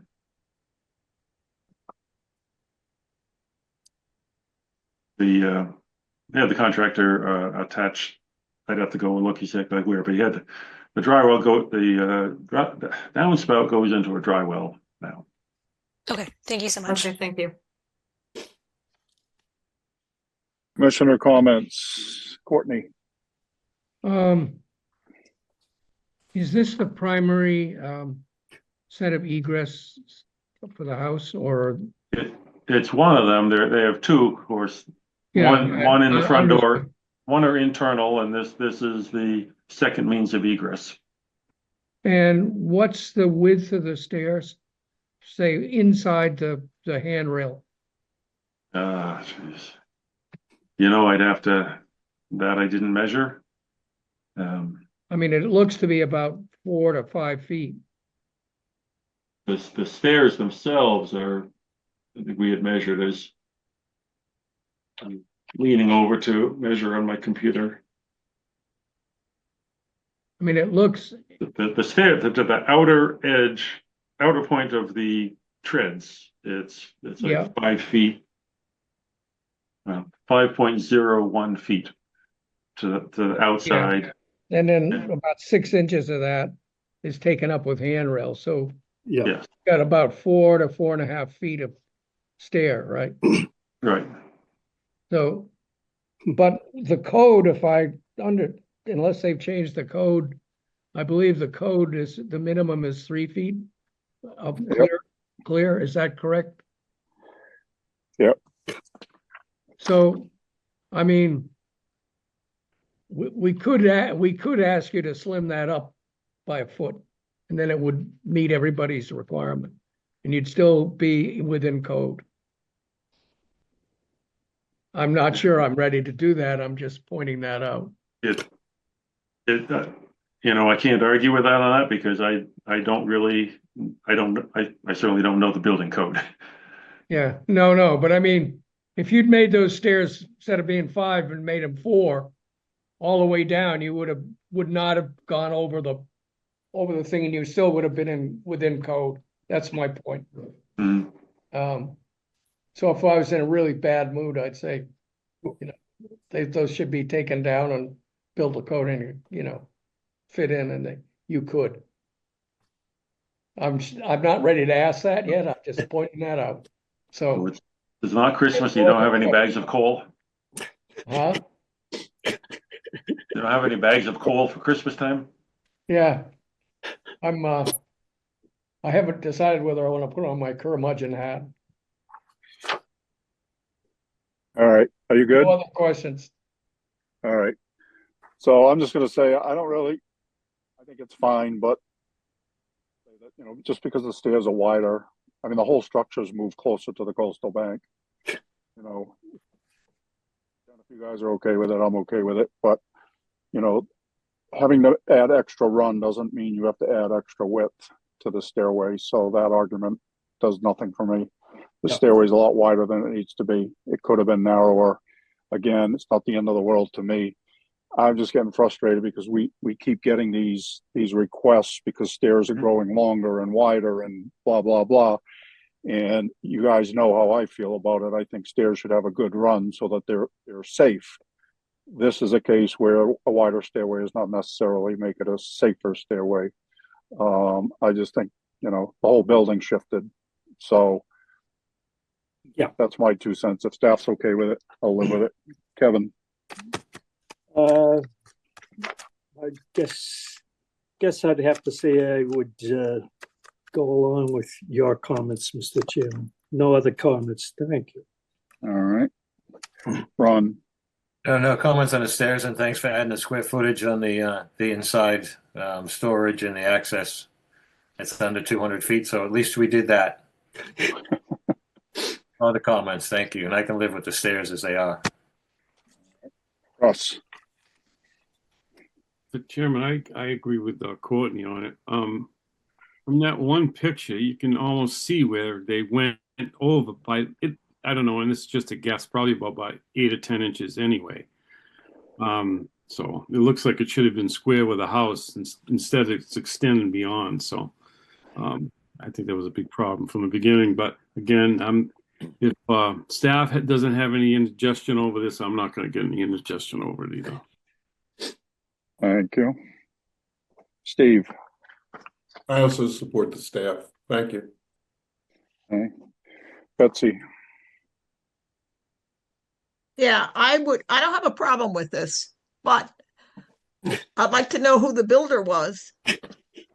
And Not hire him. Tom, yeah, well, I'm not going to hire him. But Tom, if you could go back to this builder, I mean, we've had this recently in other things.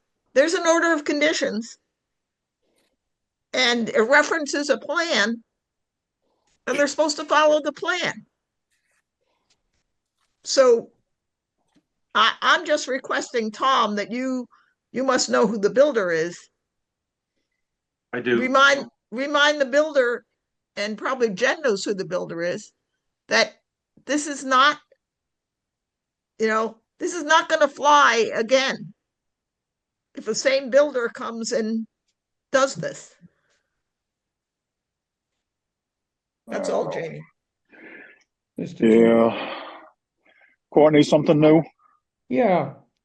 I keep thinking back to a project we had in Woods Hole with a set of stairs and we moved it 1 foot and they wouldn't allow it. And now we're being okay with it. That's the only thing that troubles me. Jen? The only reason the staff doesn't have heartburn is because you've been allowing these small, tiny incursions recently. So again, as staff, it's moving closer than the present primary structure. Yeah, but this incursion, just to say, is different than all the other incursions in that this isn't the run, this is the width. And it moves everything closer. So it's not the same thing. Okay. Well, that's a build, you're looking at it from a builder point of view, and that's not how we looked at it. But I understand what you're saying, Jamie. Thank you. I mean, the point is he could build those stairs to meet code. And because he could shrink them down by 1 foot and it would meet code and satisfy our concerns. And the more I think about it, the more I think that's the appropriate thing. I think we start setting precedents with too many of these nibblings away. And this one's in the wrong direction. Jen, isn't the other corner closer as well? Let me look at slid closer, did it Tom, not? can you answer that? I gotta find my plan. Tom, you said it. No, isn't the whole well, the other corner of the steps are, it's wider at the top too, but it's at the top of the steps. I believe it's what I'm asking you is didn't the whole building shift? No, it's the main building structure is the same. It's just when they got to the landing, the landing is wider toward the water. But at that point, at the top of the landing, it's not closer than the original house was. But it's just because the kind of the space between the house and the wall narrows as it goes north. The top of the landing is not closer, but the bottom of the landing is closer than the original house. So the southwest corner of the house is not closer? No,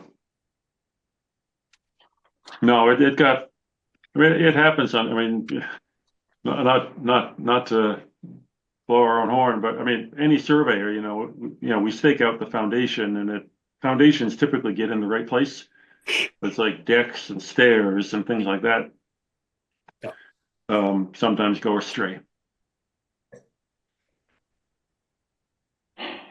All right. Mr. Clower, you have something you'd like to add? Good evening, Mr. Chair, members of the board. It's been a long time since I've had to darken your doorway, and but I'm happy to be here. I've been working with Tom and the owner here, and one thing I wanted to point out, and I hesitate to even speak because I don't want to overcomplicate things, but I think that this can be allowed without derogating from the intent of the bylaw. This is not a coastal bank the way that it's intended to be protected, that we need to worry about erosion. and sediment control. This is a man-made concrete embankment, and we're not closer to the actual resource area. So I think that they're taken in totality with that those considerations. I think that the board commission can allow this without setting necessarily a precedent that would be a problem moving forward. Thank you. All right, thank you. My point, if I could just add one more thing, I didn't intend to call the wall a structure in the terms of the house being a structure, but just that these stairs are closer. You don't come down the stairs and you're not closer to a salt marsh or stepping into a salt marsh or a pond or a vernal pool. It's closer to a concrete wall, and it's not closer to the beach. That's all I meant. Like a structure is protecting the bank and the beach from the incursion. All right. Anybody have anything they want to add? I don't see that it's a big problem for the guy to come in with a saw and shorten it up and make it work. All right. Anything That else? solves the problem. All That right. would be my position. I'm going to make a motion to close the hearing and take it under advisement. Driscoll second. All right, bear with me 1 second here. Do we want? Jen, is there anything in the public chat function? Only Kevin. I mean, only Kevin. Only Kevin. Kevin! All right, never mind. All right, we have a motion and a second to close the hearing. Last call, questions or comments? We're voting to close the hearing. Betsy? Felter, aye. Courtney? Bird eye. Matthews, aye. Kevin? O'Brien, aye. Ron? Driscoll eye. Russ? Robbins, aye. Steve? And I. It is unanimous. We have closed the hearing. Thank you, Tom. Thank you, Kevin. Thank you. Thank you, Thank you all. Tom. Nice to see you, Kevin. We were wondering why you were here. Questions answered. Have a great night, guys. Kevin. Thank It you. is nice to see you Good again. night. Night, everybody. All right, next up. Form a 10 Circle Road, Falmouth, Mass. Request to amend the order of conditions for Mass DEP number 25-4937 to construct access stairs and to reconstruct the beach deck and associated shack. Jen? Yes, Mr. Chairman, I am promoting Raul from Cape and Islands to present his project. Oh, there you are, Raul. Good evening. Raul, you're up, sir. Good evening, everyone. Raul Lizardi with Cape and Islands Engineering, representing the applicant and property owners. This project is to amend an order of condition that almost exactly to the year we obtained in 2024. I will start sharing my screen with your permission. Absolutely. So the order of condition was number 254937. It was issued for the reconstruction of the pier. The property is off of Wacoy Bay, specifically off of Sepet River, which is a body of water that veers off of Wacoy Bay. The pier that was permitted for reconstruction is at this location. And what we're proposing to amend is to reconstruct a couple more structures on the property. So last year, we obtained permission to rebuild this portion of the pier. What we found out last year when we were working with the homeowner on this project is that this whole structure was included in the Chapter 91 license. It obtained an order of condition in 1982. The order of condition was signed off a couple of years later, somewhere in 1985. However, this portion of this deck was not part of the license from the original permit. So we separated the project into two to research more about that deck and the shack right here. So last year we permitted the pier. We are now proposing to amend the permit to reconstruct the deck and the shack to the size that it was originally approved. What I mean by that is that this portion right here will not be reconstructed. These two little wings will not be installed. Those will be removed completely. The other aspect of this amendment is there's a concrete set of steps that leads down from the house to the beach and to the deck. And it's concrete steps built on grade. What we propose to do is to keep those concrete steps, even though they're kind of slumping and unsettling a little bit. We're going to keep them, but instead of using them as access, we're going to build a set of timber steps over them, holding on to the side concrete walls that exist. A closer look of that. These are the two concrete walls along the side of the steps. Those two walls will be used to attach the timber that's going to be the timber stairs that's going to reach out this new deck. The deck and the shack is going to be built in the same footprint, but again, this portion of the deck is not going to be constructed. If we look at a profile, this is how the profile of this structure looks. These are these two little wings that are not going to be reconstructed. Those were not part of any of the 1980s permits. And for those who remember, the pier was approved and designed to meet the level of this deck, which is close to elevation 4. And as you can see in this fall picture from 2 years ago, the high water level gets really close to the top of this deck. And in some instances during storms, this pier is completely underwater. But we will be raising the whole pier based on the permit from last year, matching the elevation of the deck and the shack. Also with this application, we noted what was approved last year as a condition. Those who remember, the coastal bank was clear of all understory vegetation. And one of the conditions was that the plan had to show all the stumps that were cut on the bank, and the planting was to be proposed and installed to restore the bank. A second plan that was submitted with this application is the restoration of that bank. This plan that was submitted shows all the stumps that were located on the bank. So that project is per the prior order of conditions. I believe it was special condition number 1. So that's essentially the project. The pier has not been reconstructed because we're waiting to do all the work at once. And if there's any questions, I'll try to answer. Thanks, Raul. Jen. Yes, Mr. Chairman, thank you. So Raul, you're taking off the unpermitted part of the deck and then the rail boards, right? And then you said you're elevating the whole structure? No, you're not elevating it? No. So the pier is the portion that was approved last year that we were elevating to meet the level of the existing deck. Okay. Only And you the said the pier. pier work hasn't been done, so why not raise it? So right, if we were to raise the entire structure, it becomes a different structure.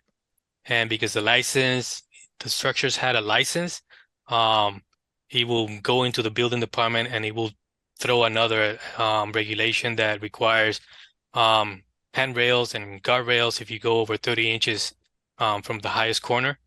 Right now, it's at around 28 inches above the highest corner on the beach.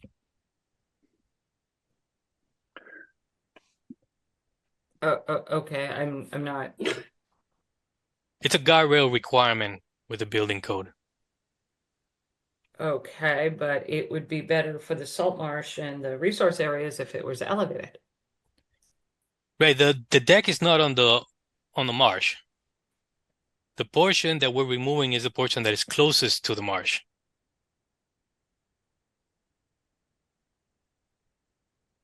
Yes, but I believe your argument last year was you weren't going to elevate the dock because you wanted to meet the elevation of the existing deck, which implied that you were going to keep that deck.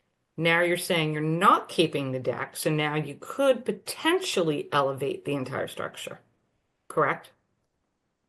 The dock is being elevated. That is what we got approvals for last year. The dock is meeting the elevation of the deck.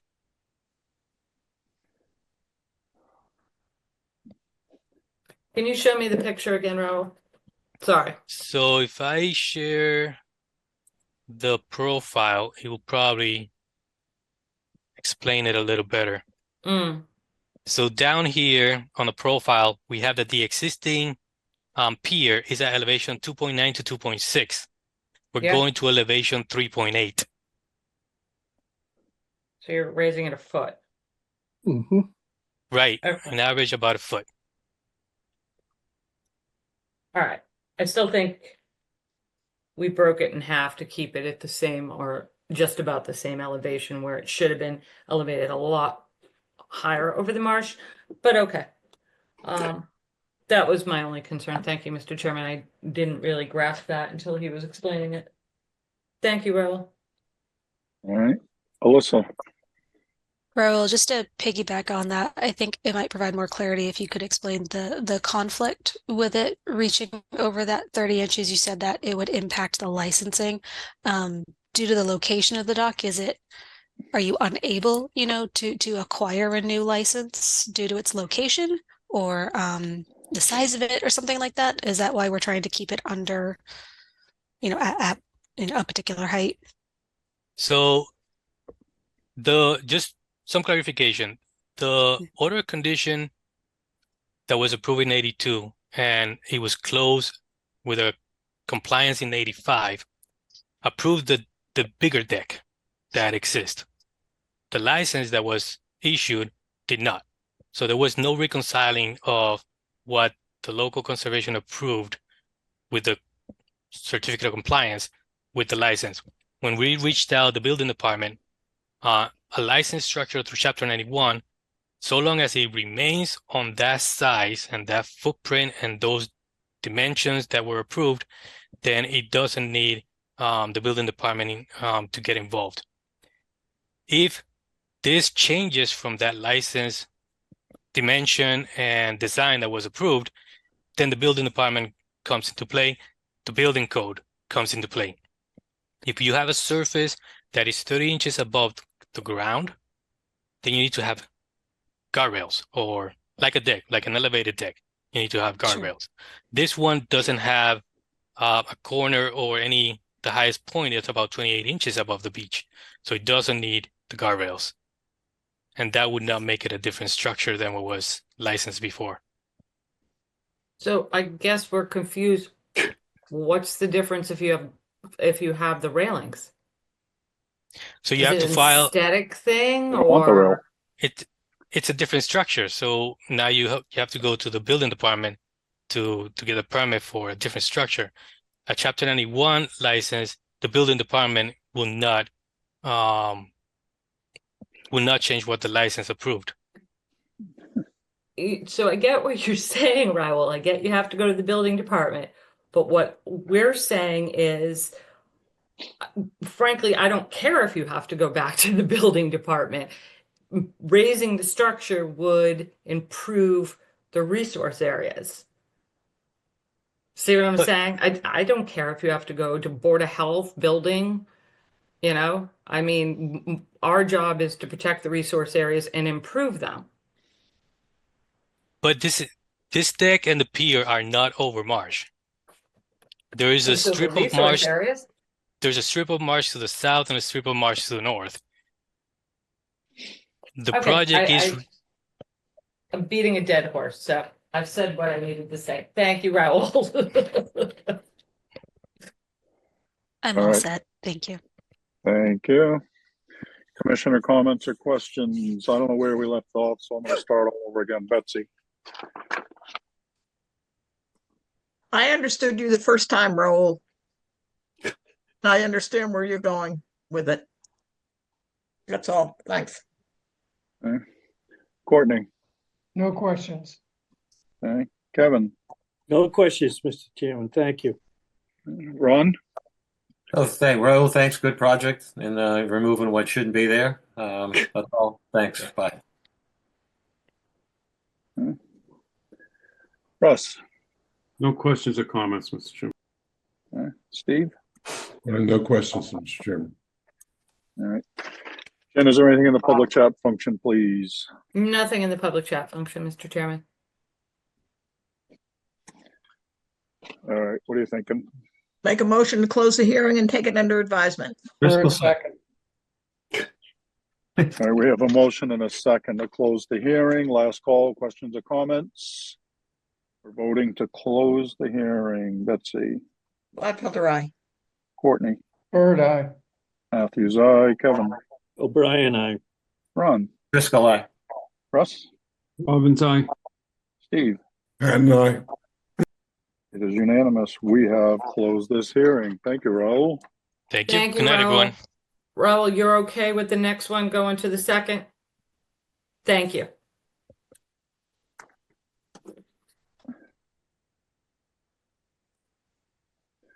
All right. Next up are continued requests to amend an existing order of conditions.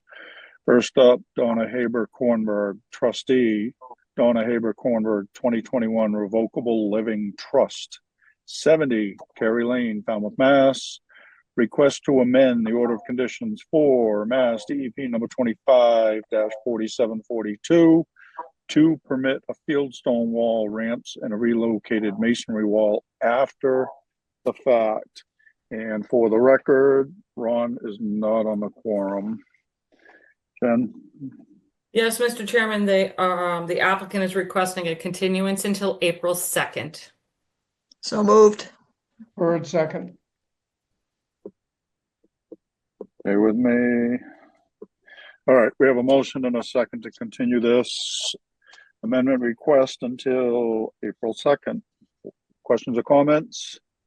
We're voting on the continuance. Betsy? Gladfelter, aye. Courtney? Bird eye. Matthews, aye. Kevin? O'Brien, aye. Russ? Robbins, aye. Steve? And I. It is unanimous. With this quorum, we have continued this until April 2nd.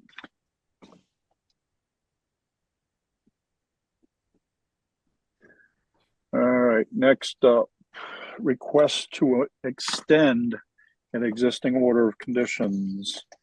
First up, Paul F. and Patricia A. Hogan, 112 Racing Beach Avenue, Falmouth, Mass. DEP number 25-4424, requesting a 1-year extension.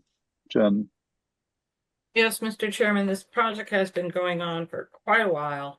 But I think this is, they've already requested compliance and they're not quite there yet. So they are asking for an additional 1-year extension to get their plantings all done and so we can issue compliance. All right, so you're okay with a 1-year extension? I am okay with a 1-year extension. Okay. Bird, so move. Driscoll, second.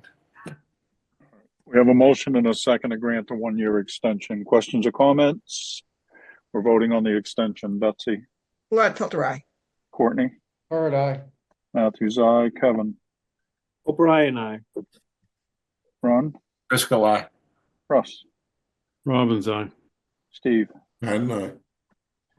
It is unanimous. We have granted a 1-year extension.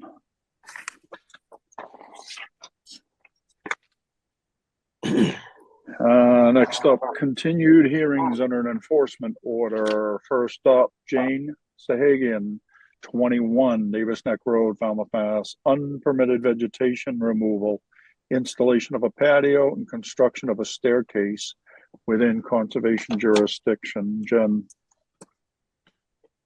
Yes, Mr. Chairman, I'm attempting to, yep, here they come. I'm attempting to promote the property owner, Mr. Steve Sahagian, to address the board. Here he is. Give him a moment.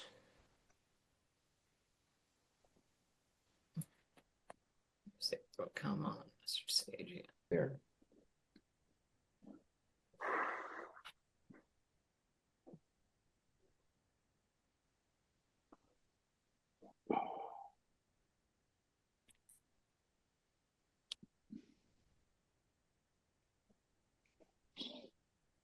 Okay, Mr. Sahajian, you need to turn the camera on and turn your microphone on so we can hear and see you.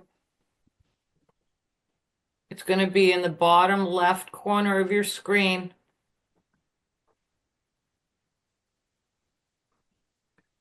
You'll see, there we go. Okay.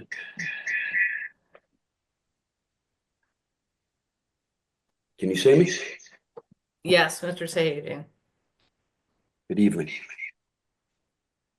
Welcome back, sir. Alyssa, do you want to recap or remind the board why we're here? Yes, thank you. So on February 5th, we brought this enforcement before the board. Just to recap, staff had found there were violations present on the property, including removal of vegetation from the Zone A, unpermitted construction of a patio and stairs that appear to be moving closer to the resource areas than the present primary structure, in addition to some work in the front yard, which appears to be solely located in an AE flood zone. As we presented this project to the board, Mr. Sahajian also made some comments. The board was asked to visit the property, and Mr. Sahajian pointed out that there was a particular stake at the end of the bamboo that he would like to draw the commission's attention to. So my only update to the staff report was in regards to that stake. I believe Mr. Sahajian had commented that that stake represented the property line. And so he was showing where the disturbance was in that area. I had sent everyone the plan of reference for the work that took place at the property to the south at 27 Davis Neck, to which the staking referred to that project. And as noted in the staff report, there were several stakes that formerly existed on that site a couple years ago before the project took place.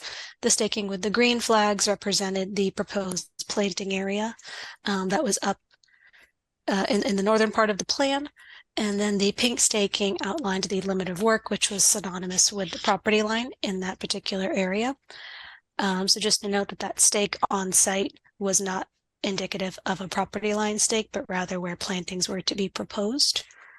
That was my only update at this time. Thank you. Jen, do you have anything you'd like to add? No, Mr. Chairman, we just do need to have the board determine whether you want mitigation, the patio that needs to, that's moving closer, as well as the stairs need to be addressed, as well as the vegetation removal in that zone A. Mr. Sahagian, would you like to speak on this? Please.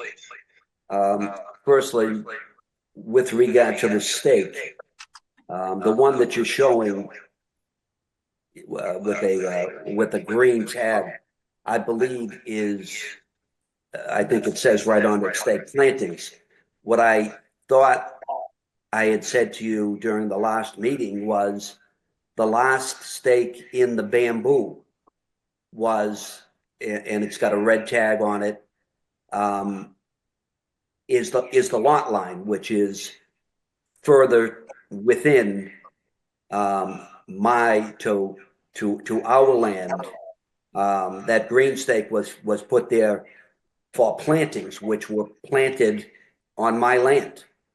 Again, the red tag stake about, I don't know, 3-4 feet in the bamboo, which is closer to our existing house by about anywhere between 6 inches and a foot, is the lot line. For what it's worth, I don't want to confuse the issue, but just a little bit of history as to why at least I'm here. When we first bought the house in 2016, we pulled a permit to have work done on the front of the house, replace windows, replace siding, front steps. It's been my experience that when a building permit is pulled, it's transmitted to the various departments to sign off to see if they have any input or should have any input. Nothing like that happened, but yet here we are. Frankly, I don't know if things are different in Falmouth than my experience in other towns, but again, the building permit, in my experience, triggers the potential involvement of other departments. I wish that conservation had been involved from the beginning, but be that as it may, here we are. And I would simply like to add that approximately 2.5 years ago, as a result of my neighbor, Mr. Daigle's landscaper, his sister, cutting bamboo on Mr. Daigle's side and then throwing them on my lot, resulted in a rather adversarial relationship. And she's pursued this on a number of occasions with regard to trespassing on our property, planting on our property. Regardless of 2 surveys, one of which we did, and one of which the Daigles did, which shows that lot line running exactly where I said, and consistent with what I said in the previous meeting about the last stake being in the bamboo, clearly shows that the plantings that were required by conservation by virtue of the Daigle's order of condition were well onto our lot. And I have to say that it's a little bit confusing because as a result of the initial bamboo cutting by Daigle's landscaper, his sister, and throwing them on my lot,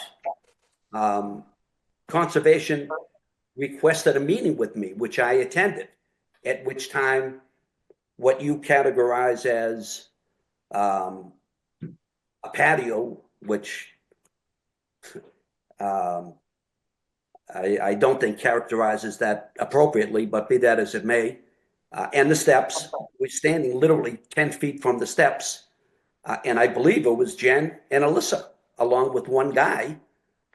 They looked at everything, discussed the bamboo, and everything is fine. And all of us, and I thought that was the end of it. But for various reasons, this thing has persisted. Anyways, thank you for your time and the opportunity to speak. Thank you, sir. Thank you. All right. I think the easiest thing is I'm just going to poll everyone. Jen? I just have a quick question. Mr. Sahajian, you said that you pulled a building permit for the front steps. The building permit was for the replacing all the windows in the front, all the clapboard in the front, and I believe it was for, the building permit, it was a separate building permit for the walkway and the steps. Okay, the steps we're talking about are in the back, not the front. Well, no, you brought up the front initially when this. Well, we brought up everything that was. No, I didn't mean to suggest. I'm simply talking about in reference to what you had mentioned about violations in the front of the house. And I was simply pointing out that we pulled the permit for that, and there's no question the steps were not done as part of the building permit. No question. Okay, so that's our biggest issue. There were walkways and everything that don't need building permits. So you did not get a building permit for your for your little brick walkway because building permit doesn't issue permits for landscape features. So it would have needed to be permit by the Concom. The biggest issues are the removal of vegetation in Zone A, and I can show the board the near map photos. the steps off that back deck that are moving closer, and you heard the board earlier this evening about how they are quite tired of things moving closer than the present primary structures. And we have a patio, brick area, whatever you would like to call it, sir, in the Zone A that either needs to be mitigated for or removed. That too is moving closer than the salt marsh. The biggest thing, and quite frankly, this does not involve your neighbor. This involves your actions on your property. So please leave the neighbor out of it. We've dealt with the neighbor. We have given you every chance, sir, to help us address this. This has been going on for years. So the stairs on the back deck need to be removed as they are moving closer. The vegetation removed in Zone A, and I will bring those near map photos up, need to be removed. Need to be restored. You need to stop taking out the neighbors' mitigation plantings, because we're getting complaints about that. On my land. And the On my land. patio, the patio, brick sitting area, whatever you want to call it, the board needs to decide whether they want you to remove that or if they'll allow you to keep it and mitigate for it. That's why we're here. I'll remove it. But let me just, not to make too fine of a point of it, by virtue of my removing it, which I'm happy to do. Okay. How does that change the ability then, within my rights as a homeowner, then putting a couple of chairs out there, which is all we do in given the fact that it's there? Yeah, no, sir, you can put chairs out there. That's fine. Okay. So what changed? This board needs to write a regulation, and we base our regulations on impervious surfaces that don't support natural vegetation. That's what we base how our regulations are built. Okay. If you want to put grass down there and throw a couple of Adirondack chairs over there, that's fine, sir. If you didn't remove natural vegetation in that area to put that patio in. So, did the board have a chance to go out there and view the property in these past couple of weeks? I don't know. They said they were going to. I asked. We'll get to that. We'll get to that. Okay. So that's all we have, Mr. Chairman. We're just trying to get that vegetation in Zone A reestablished, have those deck stairs removed, and have that patio area removed. And I think Alyssa has something to add as well. Well, we're waiting for you. Okay. Alyssa. Thank you. Mr. Sahajian, you had mentioned that you had a survey of your own that showed a different property line. Is that what I understood? No. What I said was that both the Daigles and ourselves had a survey done. And it starts basically right behind the mailboxes on Davis Neck Road. It runs 220 feet on a straight line with no deviation. And and both his and our previous survey showed exactly the same thing, that the stakes running from right behind the mailboxes on Davis Neck Road in a straight line, right in the middle of that bamboo, which is consistent with where you required John to put in that containment wall for the bamboo, which is on his land by about a foot. The two surveys showed identical stakes right down the middle of that bamboo. The plantings that you required John to put in, some 20 of them are on our land. Mr. Sahajian, I can't recall. Did I send you a copy of the last plan that we received for 27 Davis Neck when they were going through their compliance process? Have you viewed that? Have I sent that to you? Do you recall? Yes. So as we were wrapping up that process, it's the plan that shows just all the work after it's been completed. Do you recall if you've seen a copy of that plan? No, I don't. I don't believe I've ever seen that. Okay, because I think I've only seen one plan. okay. So what I can do is I know that that's been a topic of discussion and I can send that to you. So I think one of the points of confusion is that that wall that they built was built further into the property, so further south.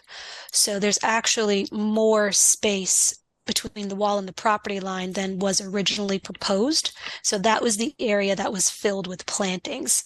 So I think perhaps a point of confusion is as you're looking at that wall, you're remembering it as being up against that property line when actually it's further into their lot. And that's where the plants were. I Okay. agree. And what I said a few minutes ago was that the last property stake, which is a couple of feet into that bamboo. We're getting nowhere. Yeah.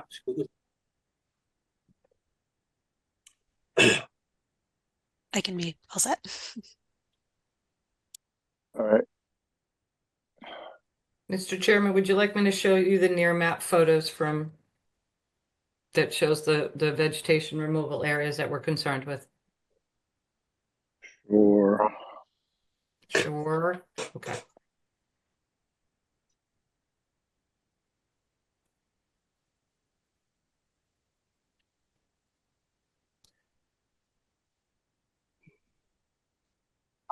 The board. This is the area we're talking about. So if you look at the deck right here, no stairs. Mr. Zahajian acquired the property in, I believe, June of 2016.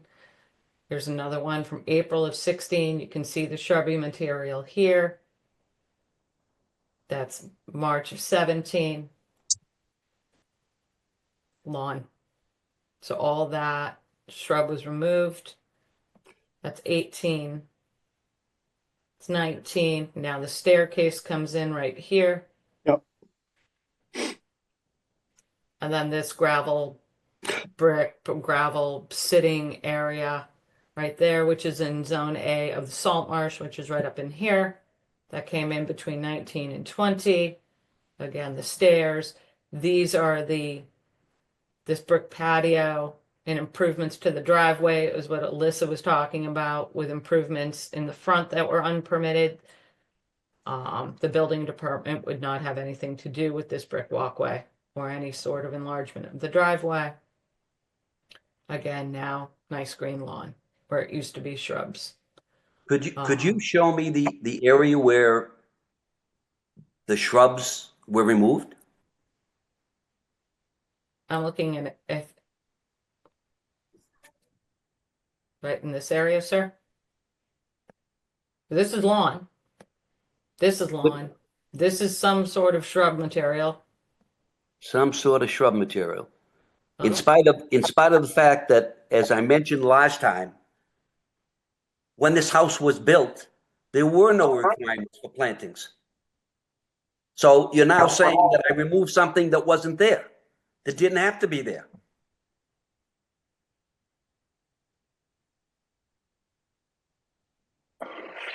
And what further confuses this is that both of these homes were owned by the Foxes simultaneously. What they did, the plantings, regardless of, there were no lot lines then. They owned both houses. Betsy. I'm sorry. I don't think we're not concerned with what happened between you and your neighbor. What we're concerned with is the vegetation that was removed. And you did mention you took down a lot of poison ivy. Absolutely. But you can't take down woody vegetation that's a buffer to a salt marsh. And that's what the issue is. You cleared a lot of material, probably because there was a lot of poison ivy, and you could have come to the Conservation Commission and asked how you could deal with it if you wanted to go through, if you had a path through it. If you didn't have a path through it, you could have just left it. But the fact is, leave the poison ivy. Yes, poison ivy is a native plant. It provides a lot of food. for a lot of the native birds and other animals. Well, I guess So- the neighbors up and down that street on either side of me somehow doesn't realize that because they've got better lawns than I do.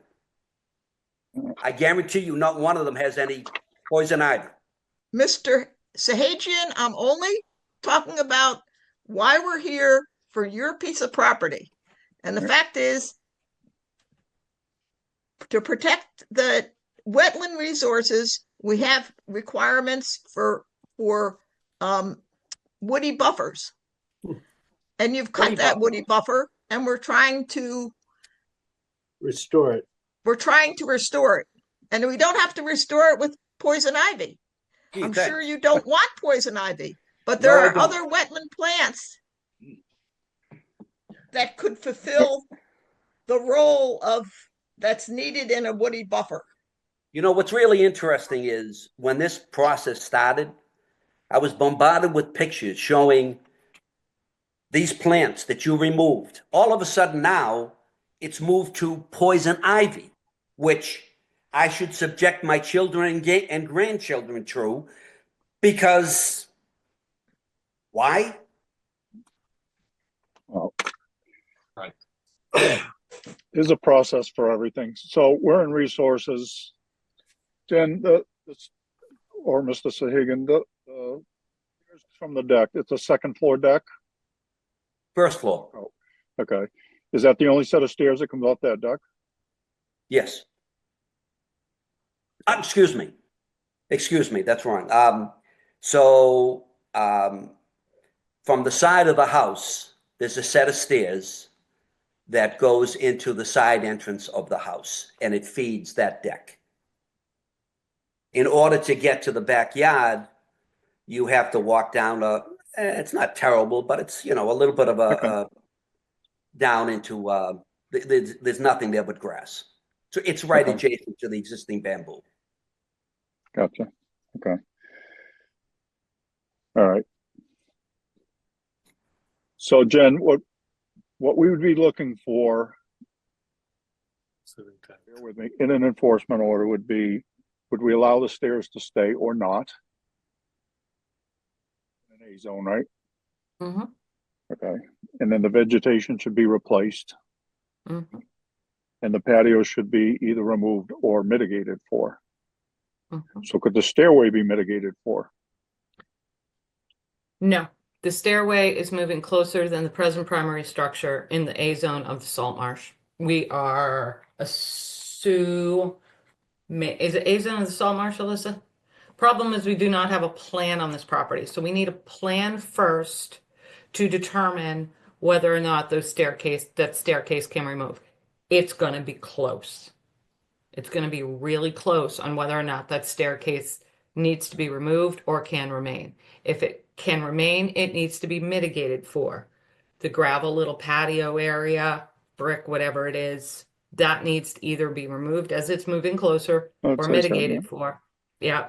And I'll then the remove them both. vegetation removal in that big kind of grassy swath between the two properties. So first you would have to issue an enforcement order requiring a plan by a date certain, and then a replanting plan, and then we can determine through the staff level of whether or not the staircase can remain. And then the little sitting patio area, that's going to be up to the board. Okay. So this is a case where the certified plan would potentially help. We can't Absolutely. move The owner. forward until we have it. Correct. Well, let me simplify it. I'll remove them both. I'm just trying to find a way that you can keep them. Yeah. He's ready to remove them, Mr. Chairman. Yeah. Okay. All right. So I think what we want to do is vote on an enforcement order. Before we do, anybody else want to have anything they want to add to this? I didn't mean to skip over anyone. We're still going to need a plan, Mr. Chairman. Why would you need a plan? I'm removing them. We need you to revegetate, sir. So we need to know where your property line is, We need a survey of the existing vegetation, and then we need to determine the area that you need to revegetate. Can't do that without a plan. Because I removed poison ivy, right? Sir, it's not just poison ivy. You're aware of that. You are the one that brought up the poison ivy. That's what Dr. Gladfelter repeated. But you were the one that said you just removed poison ivy. What I said initially was that lot was filled with poison ivy, it was filled with ticks, and it was filled with vines. And yes, I removed them. And I cut back the bamboo, which I assume you don't have a problem with because you would like to see it all gone anyways. So yes, poison ivy, ticks, and vines, I did remove. But again, I would like you to be a little bit sensitive to my position. For the longest time, you were basically bombarding me with emails and texts regarding we have pictures, we have satellites, we have plantings showing that you removed the plantings. And now all of a sudden, no, it's not the plantings, it's the poison ivy. Okay, Mr. Sahajian, we did not bombard you. We were merely trying to communicate with you, and you were being aggressive, as you are right now, and just not cooperating with us whatsoever. That's why you're before this board, is because you refuse to cooperate with the staff. No, so I'm this not, is what no, happens. I'm not refusing to cooperate. I think your position, frankly, is just unreasonable. Yeah, well, you know. It's not unreasonable if you broke regulations. You went against the Mr. Chairman, regulations. we've been dealing with this for 2 years. We So- haven't made any headway in 2 years. So let's make some headway tonight. What are we going to do? You can vote an Plan. enforcement order with the requirements. Set up 10 minutes ago. Okay. Mhm.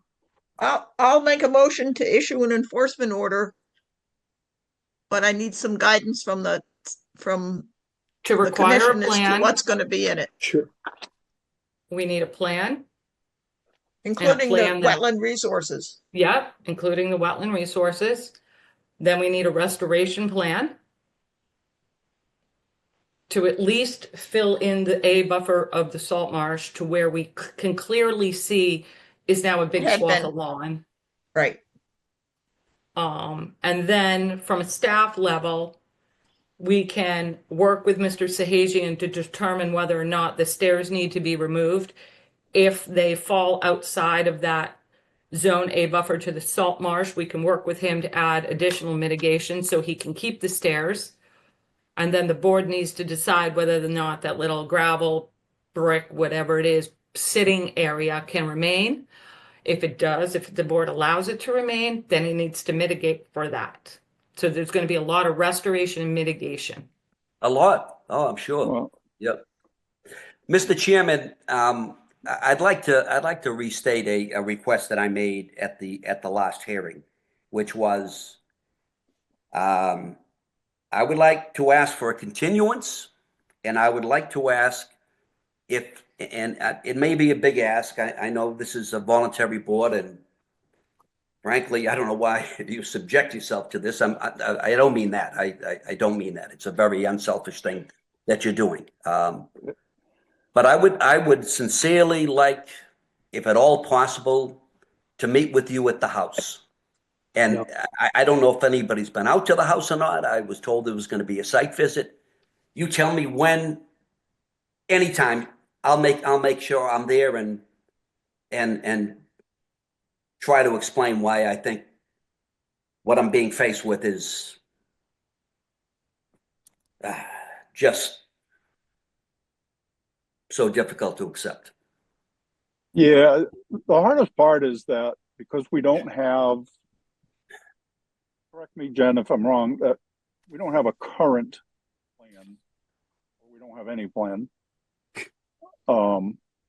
Because that's the biggest problem right now is trying to figure out where the resource areas are because potentially that stairway could stay.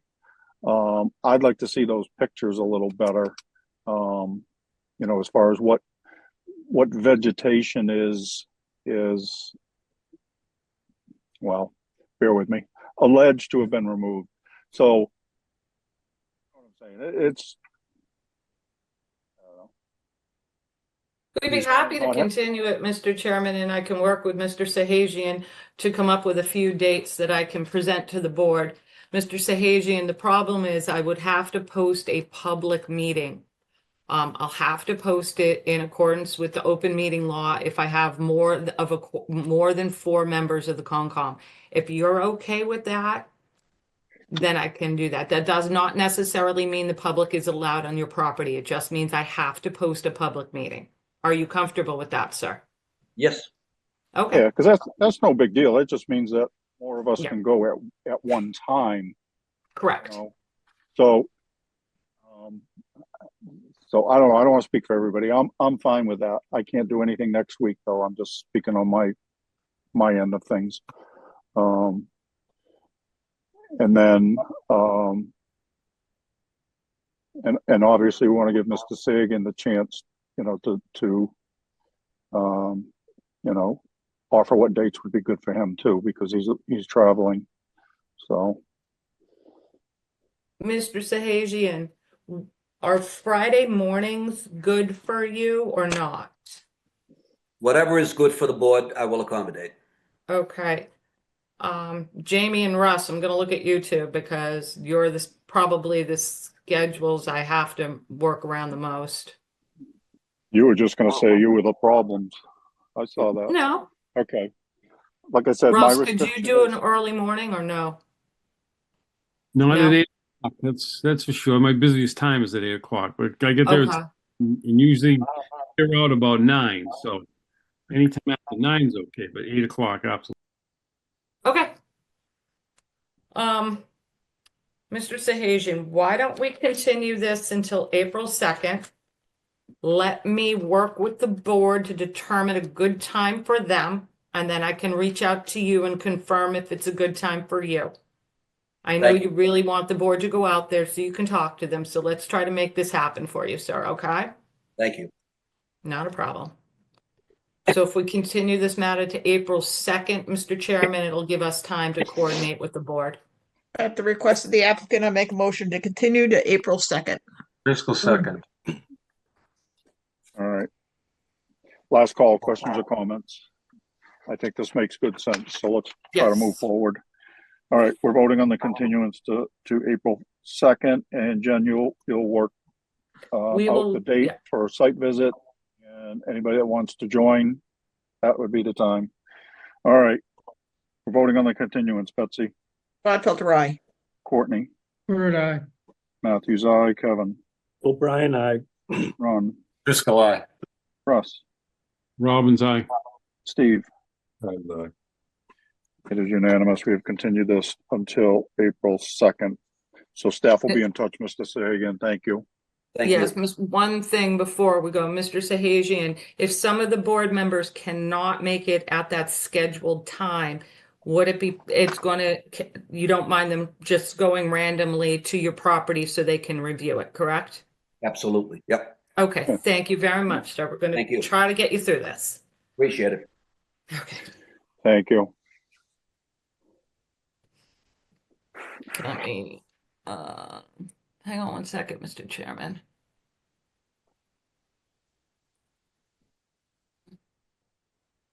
Sahajian. To Sahajian. Oh, wait. I think I kicked off Steve. Nope, wait. No, there was 2. Yeah. Okay, there. Nope. I did kick Steve off by Did accident. just kick him off. I know. I'm bringing him back in. It's sometimes everything jumps around when I'm trying to click, and now I've got Mr. Sahajian coming back in.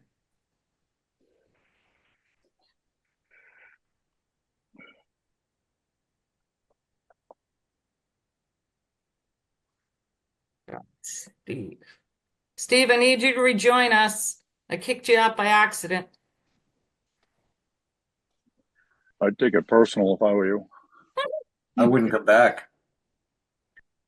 You guys are so not helpful tonight.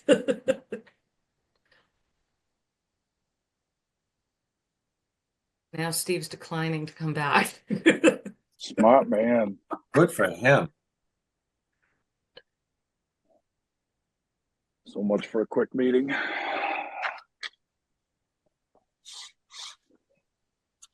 All right, let's just move on to vote. Do we need Steve? We still have another enforcement order. Oh, okay. I'll just keep trying to bring him in, Mr. Chairman, if you want to move on. All right, next up, Jane Farr, 2622 and 0 Shoreview Avenue. Not sure how those numbers work out, but hey. Map and parcel ID is 39-02C-000-504, Falmouth, Mass. Unpermitted removal of salt marsh vegetation and unpermitted reconstruction of a deck within conservation jurisdiction. Alyssa. Thank you. Yes, last week I had introduced this topic to the board and asked for a 1-week continuance. We needed to get in touch with the homeowner in order to request a proper continuance timeline so that she could obtain a survey of the property. Unfortunately, we were not able to connect, and I did not have an adequate amount of time to inform her of this hearing date as I was out of the office for a few days. So I think it would be a courtesy of the staff to request an additional week continuance, so I can send her an email in the morning letting her know that the hearing will be on the 12th, and hopefully we can connect by then. And if not, the staff would still like to open the hearing to inform the board of the situations. So the request is a continuance till 3/12. Yes. All right. Thank you. Heard, so moved. So moved. Second. All right, the battle of the mute button. All right, we have a motion and a second to continue this until 3/12. We're voting on the continuance. Betsy.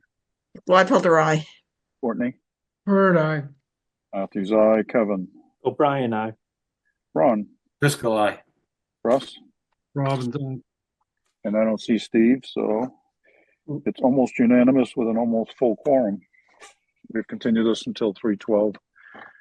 Which brings us to vote orders of conditions. First up, Michael Wills, General Manager, Beachside Village Resort Condo Association, Inc., 45 Surf Drive, Falmouth, Mass.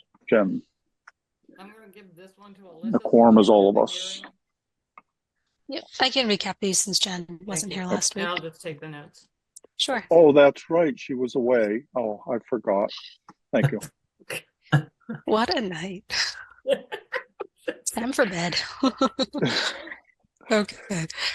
So this is the condo and association off of Surf Drive by the corner of Shore. The project is honestly just to improve drainage on the site. So that back parking lot is going to be transformed from a paved chip and seal driveway to a gravel driveway with a reinforcement in there, hopefully helping with the flooding that occurs on the property.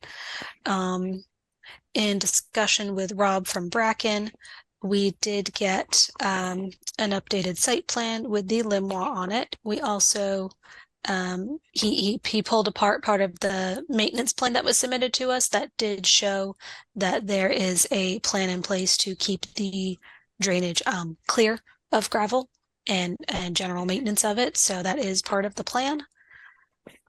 So I think that we have addressed all of the staff and commission comments.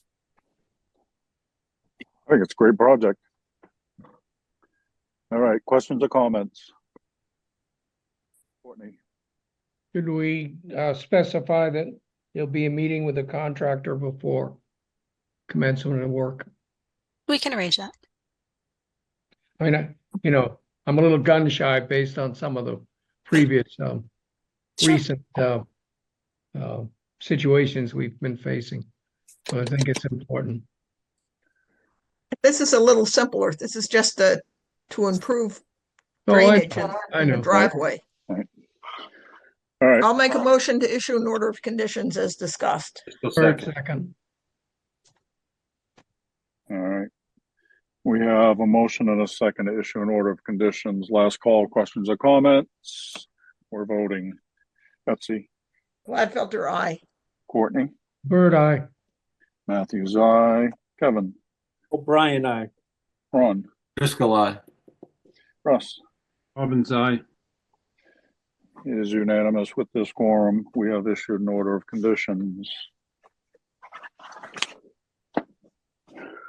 Next up is Susan Moran, trustee, Charles E. Moran, qualified personal residence trust, 402 Wild Harbor Road, Falmouth, Mass. And the quorum excludes myself. So this project was for the replacement of an existing concrete wall with a vinyl sheet piling. In order to access that area, some clearing would occur, and there was a restoration plan submitted. During the process, we also discovered an unpermitted area of clearing on the property within the buffer, in addition to missing mitigation from a 2014 RDA. These are also proposed to be reinstalled on the site. One outstanding note, the commission was content with closing the hearing. We did just receive the DMF comments, and they did ask for a time of year restriction between May 1st and July 31st.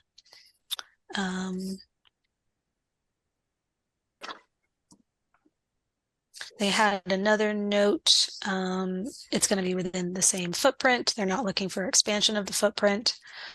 They did have some concerns on part of the wall where the return is. They were just concerned about some impacts to the salt marsh, since it's a vertical wall and it might impact the migration of the salt marsh.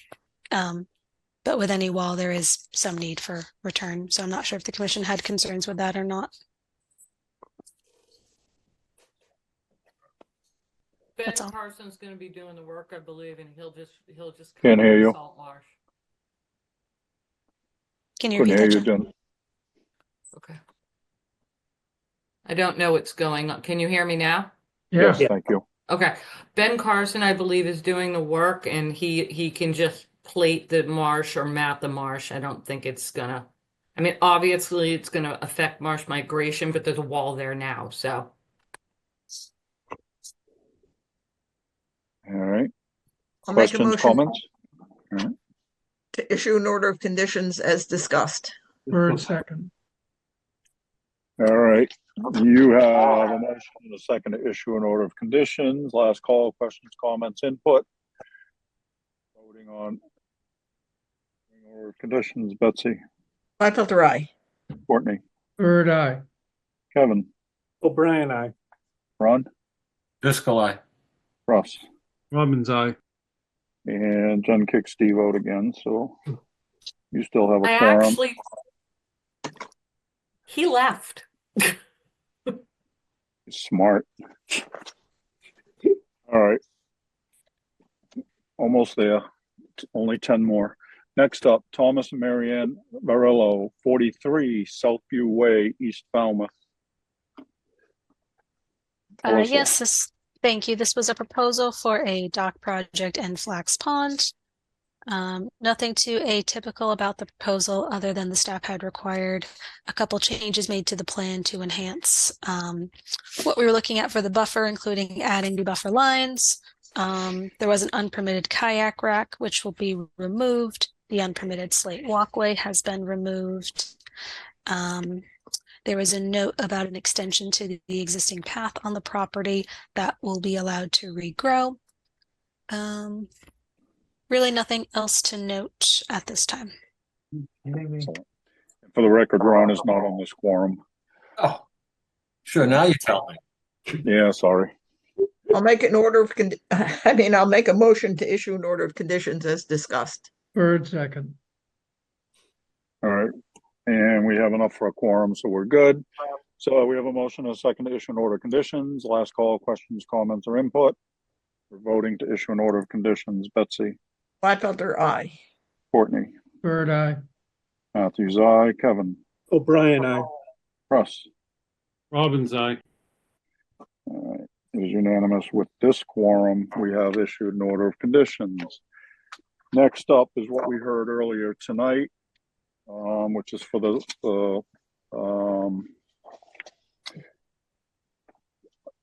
So we're looking for an amended order of conditions for in-water work for Mass DEP number 25-4902. This is one we discussed earlier tonight, where they're looking for a waiver from the time of year restriction. And we're voting it right away because the time of year restriction starts like in a couple of days. So we're just trying to help them out and expedite the order conditions. So it's really just that. It's a 2-week reprieve from the time of year restriction. DMF is okay with it with the conditions that DNF imposed, which is that all work end by the end of March and that a site visit be conducted when they're removing that. Where's my notes? Not a berm, but something like that in the river to reduce sedimentation. No, they put up sediment barriers all Yeah. along the river, so it's to keep Yeah, but the aren't they taking water down clean. something? Yeah, The but aren't they berms taking? are all gone. Okay. Okay. They're already Yeah. gone. Okay. I'm just right. reiterating my conversation with Brad today. All right. Anything anybody want to see in there? Additional? And we're okay with the amendment, right? I mean, it's 2-week reprieve. All right. What are you Make a thinking? motion to issue an order of conditions as discussed. Bird second. All right. We have a motion and a second to issue an order of conditions. Last call, questions, comments, or input. We're voting. Betsy, Gladfelter, aye. Courtney, Bird eye. Matthews, aye. Kevin, O'Brien, aye. Ron, Driscoll, aye. Russ. Evans, aye. It is unanimous. With this quorum, we have issued an order of conditions. Thank you, everyone. Last call. Who wants it? I'll make a motion to adjourn. Driscoll second. Gladfelter, aye. Bird eye. Matthews, aye. O'Brien, aye. Driscoll, aye. Evans, aye. All right, Good night, folks, everybody. We're Good night, adjourned. Thank you, everyone. everyone. Good night, everyone. Thank you.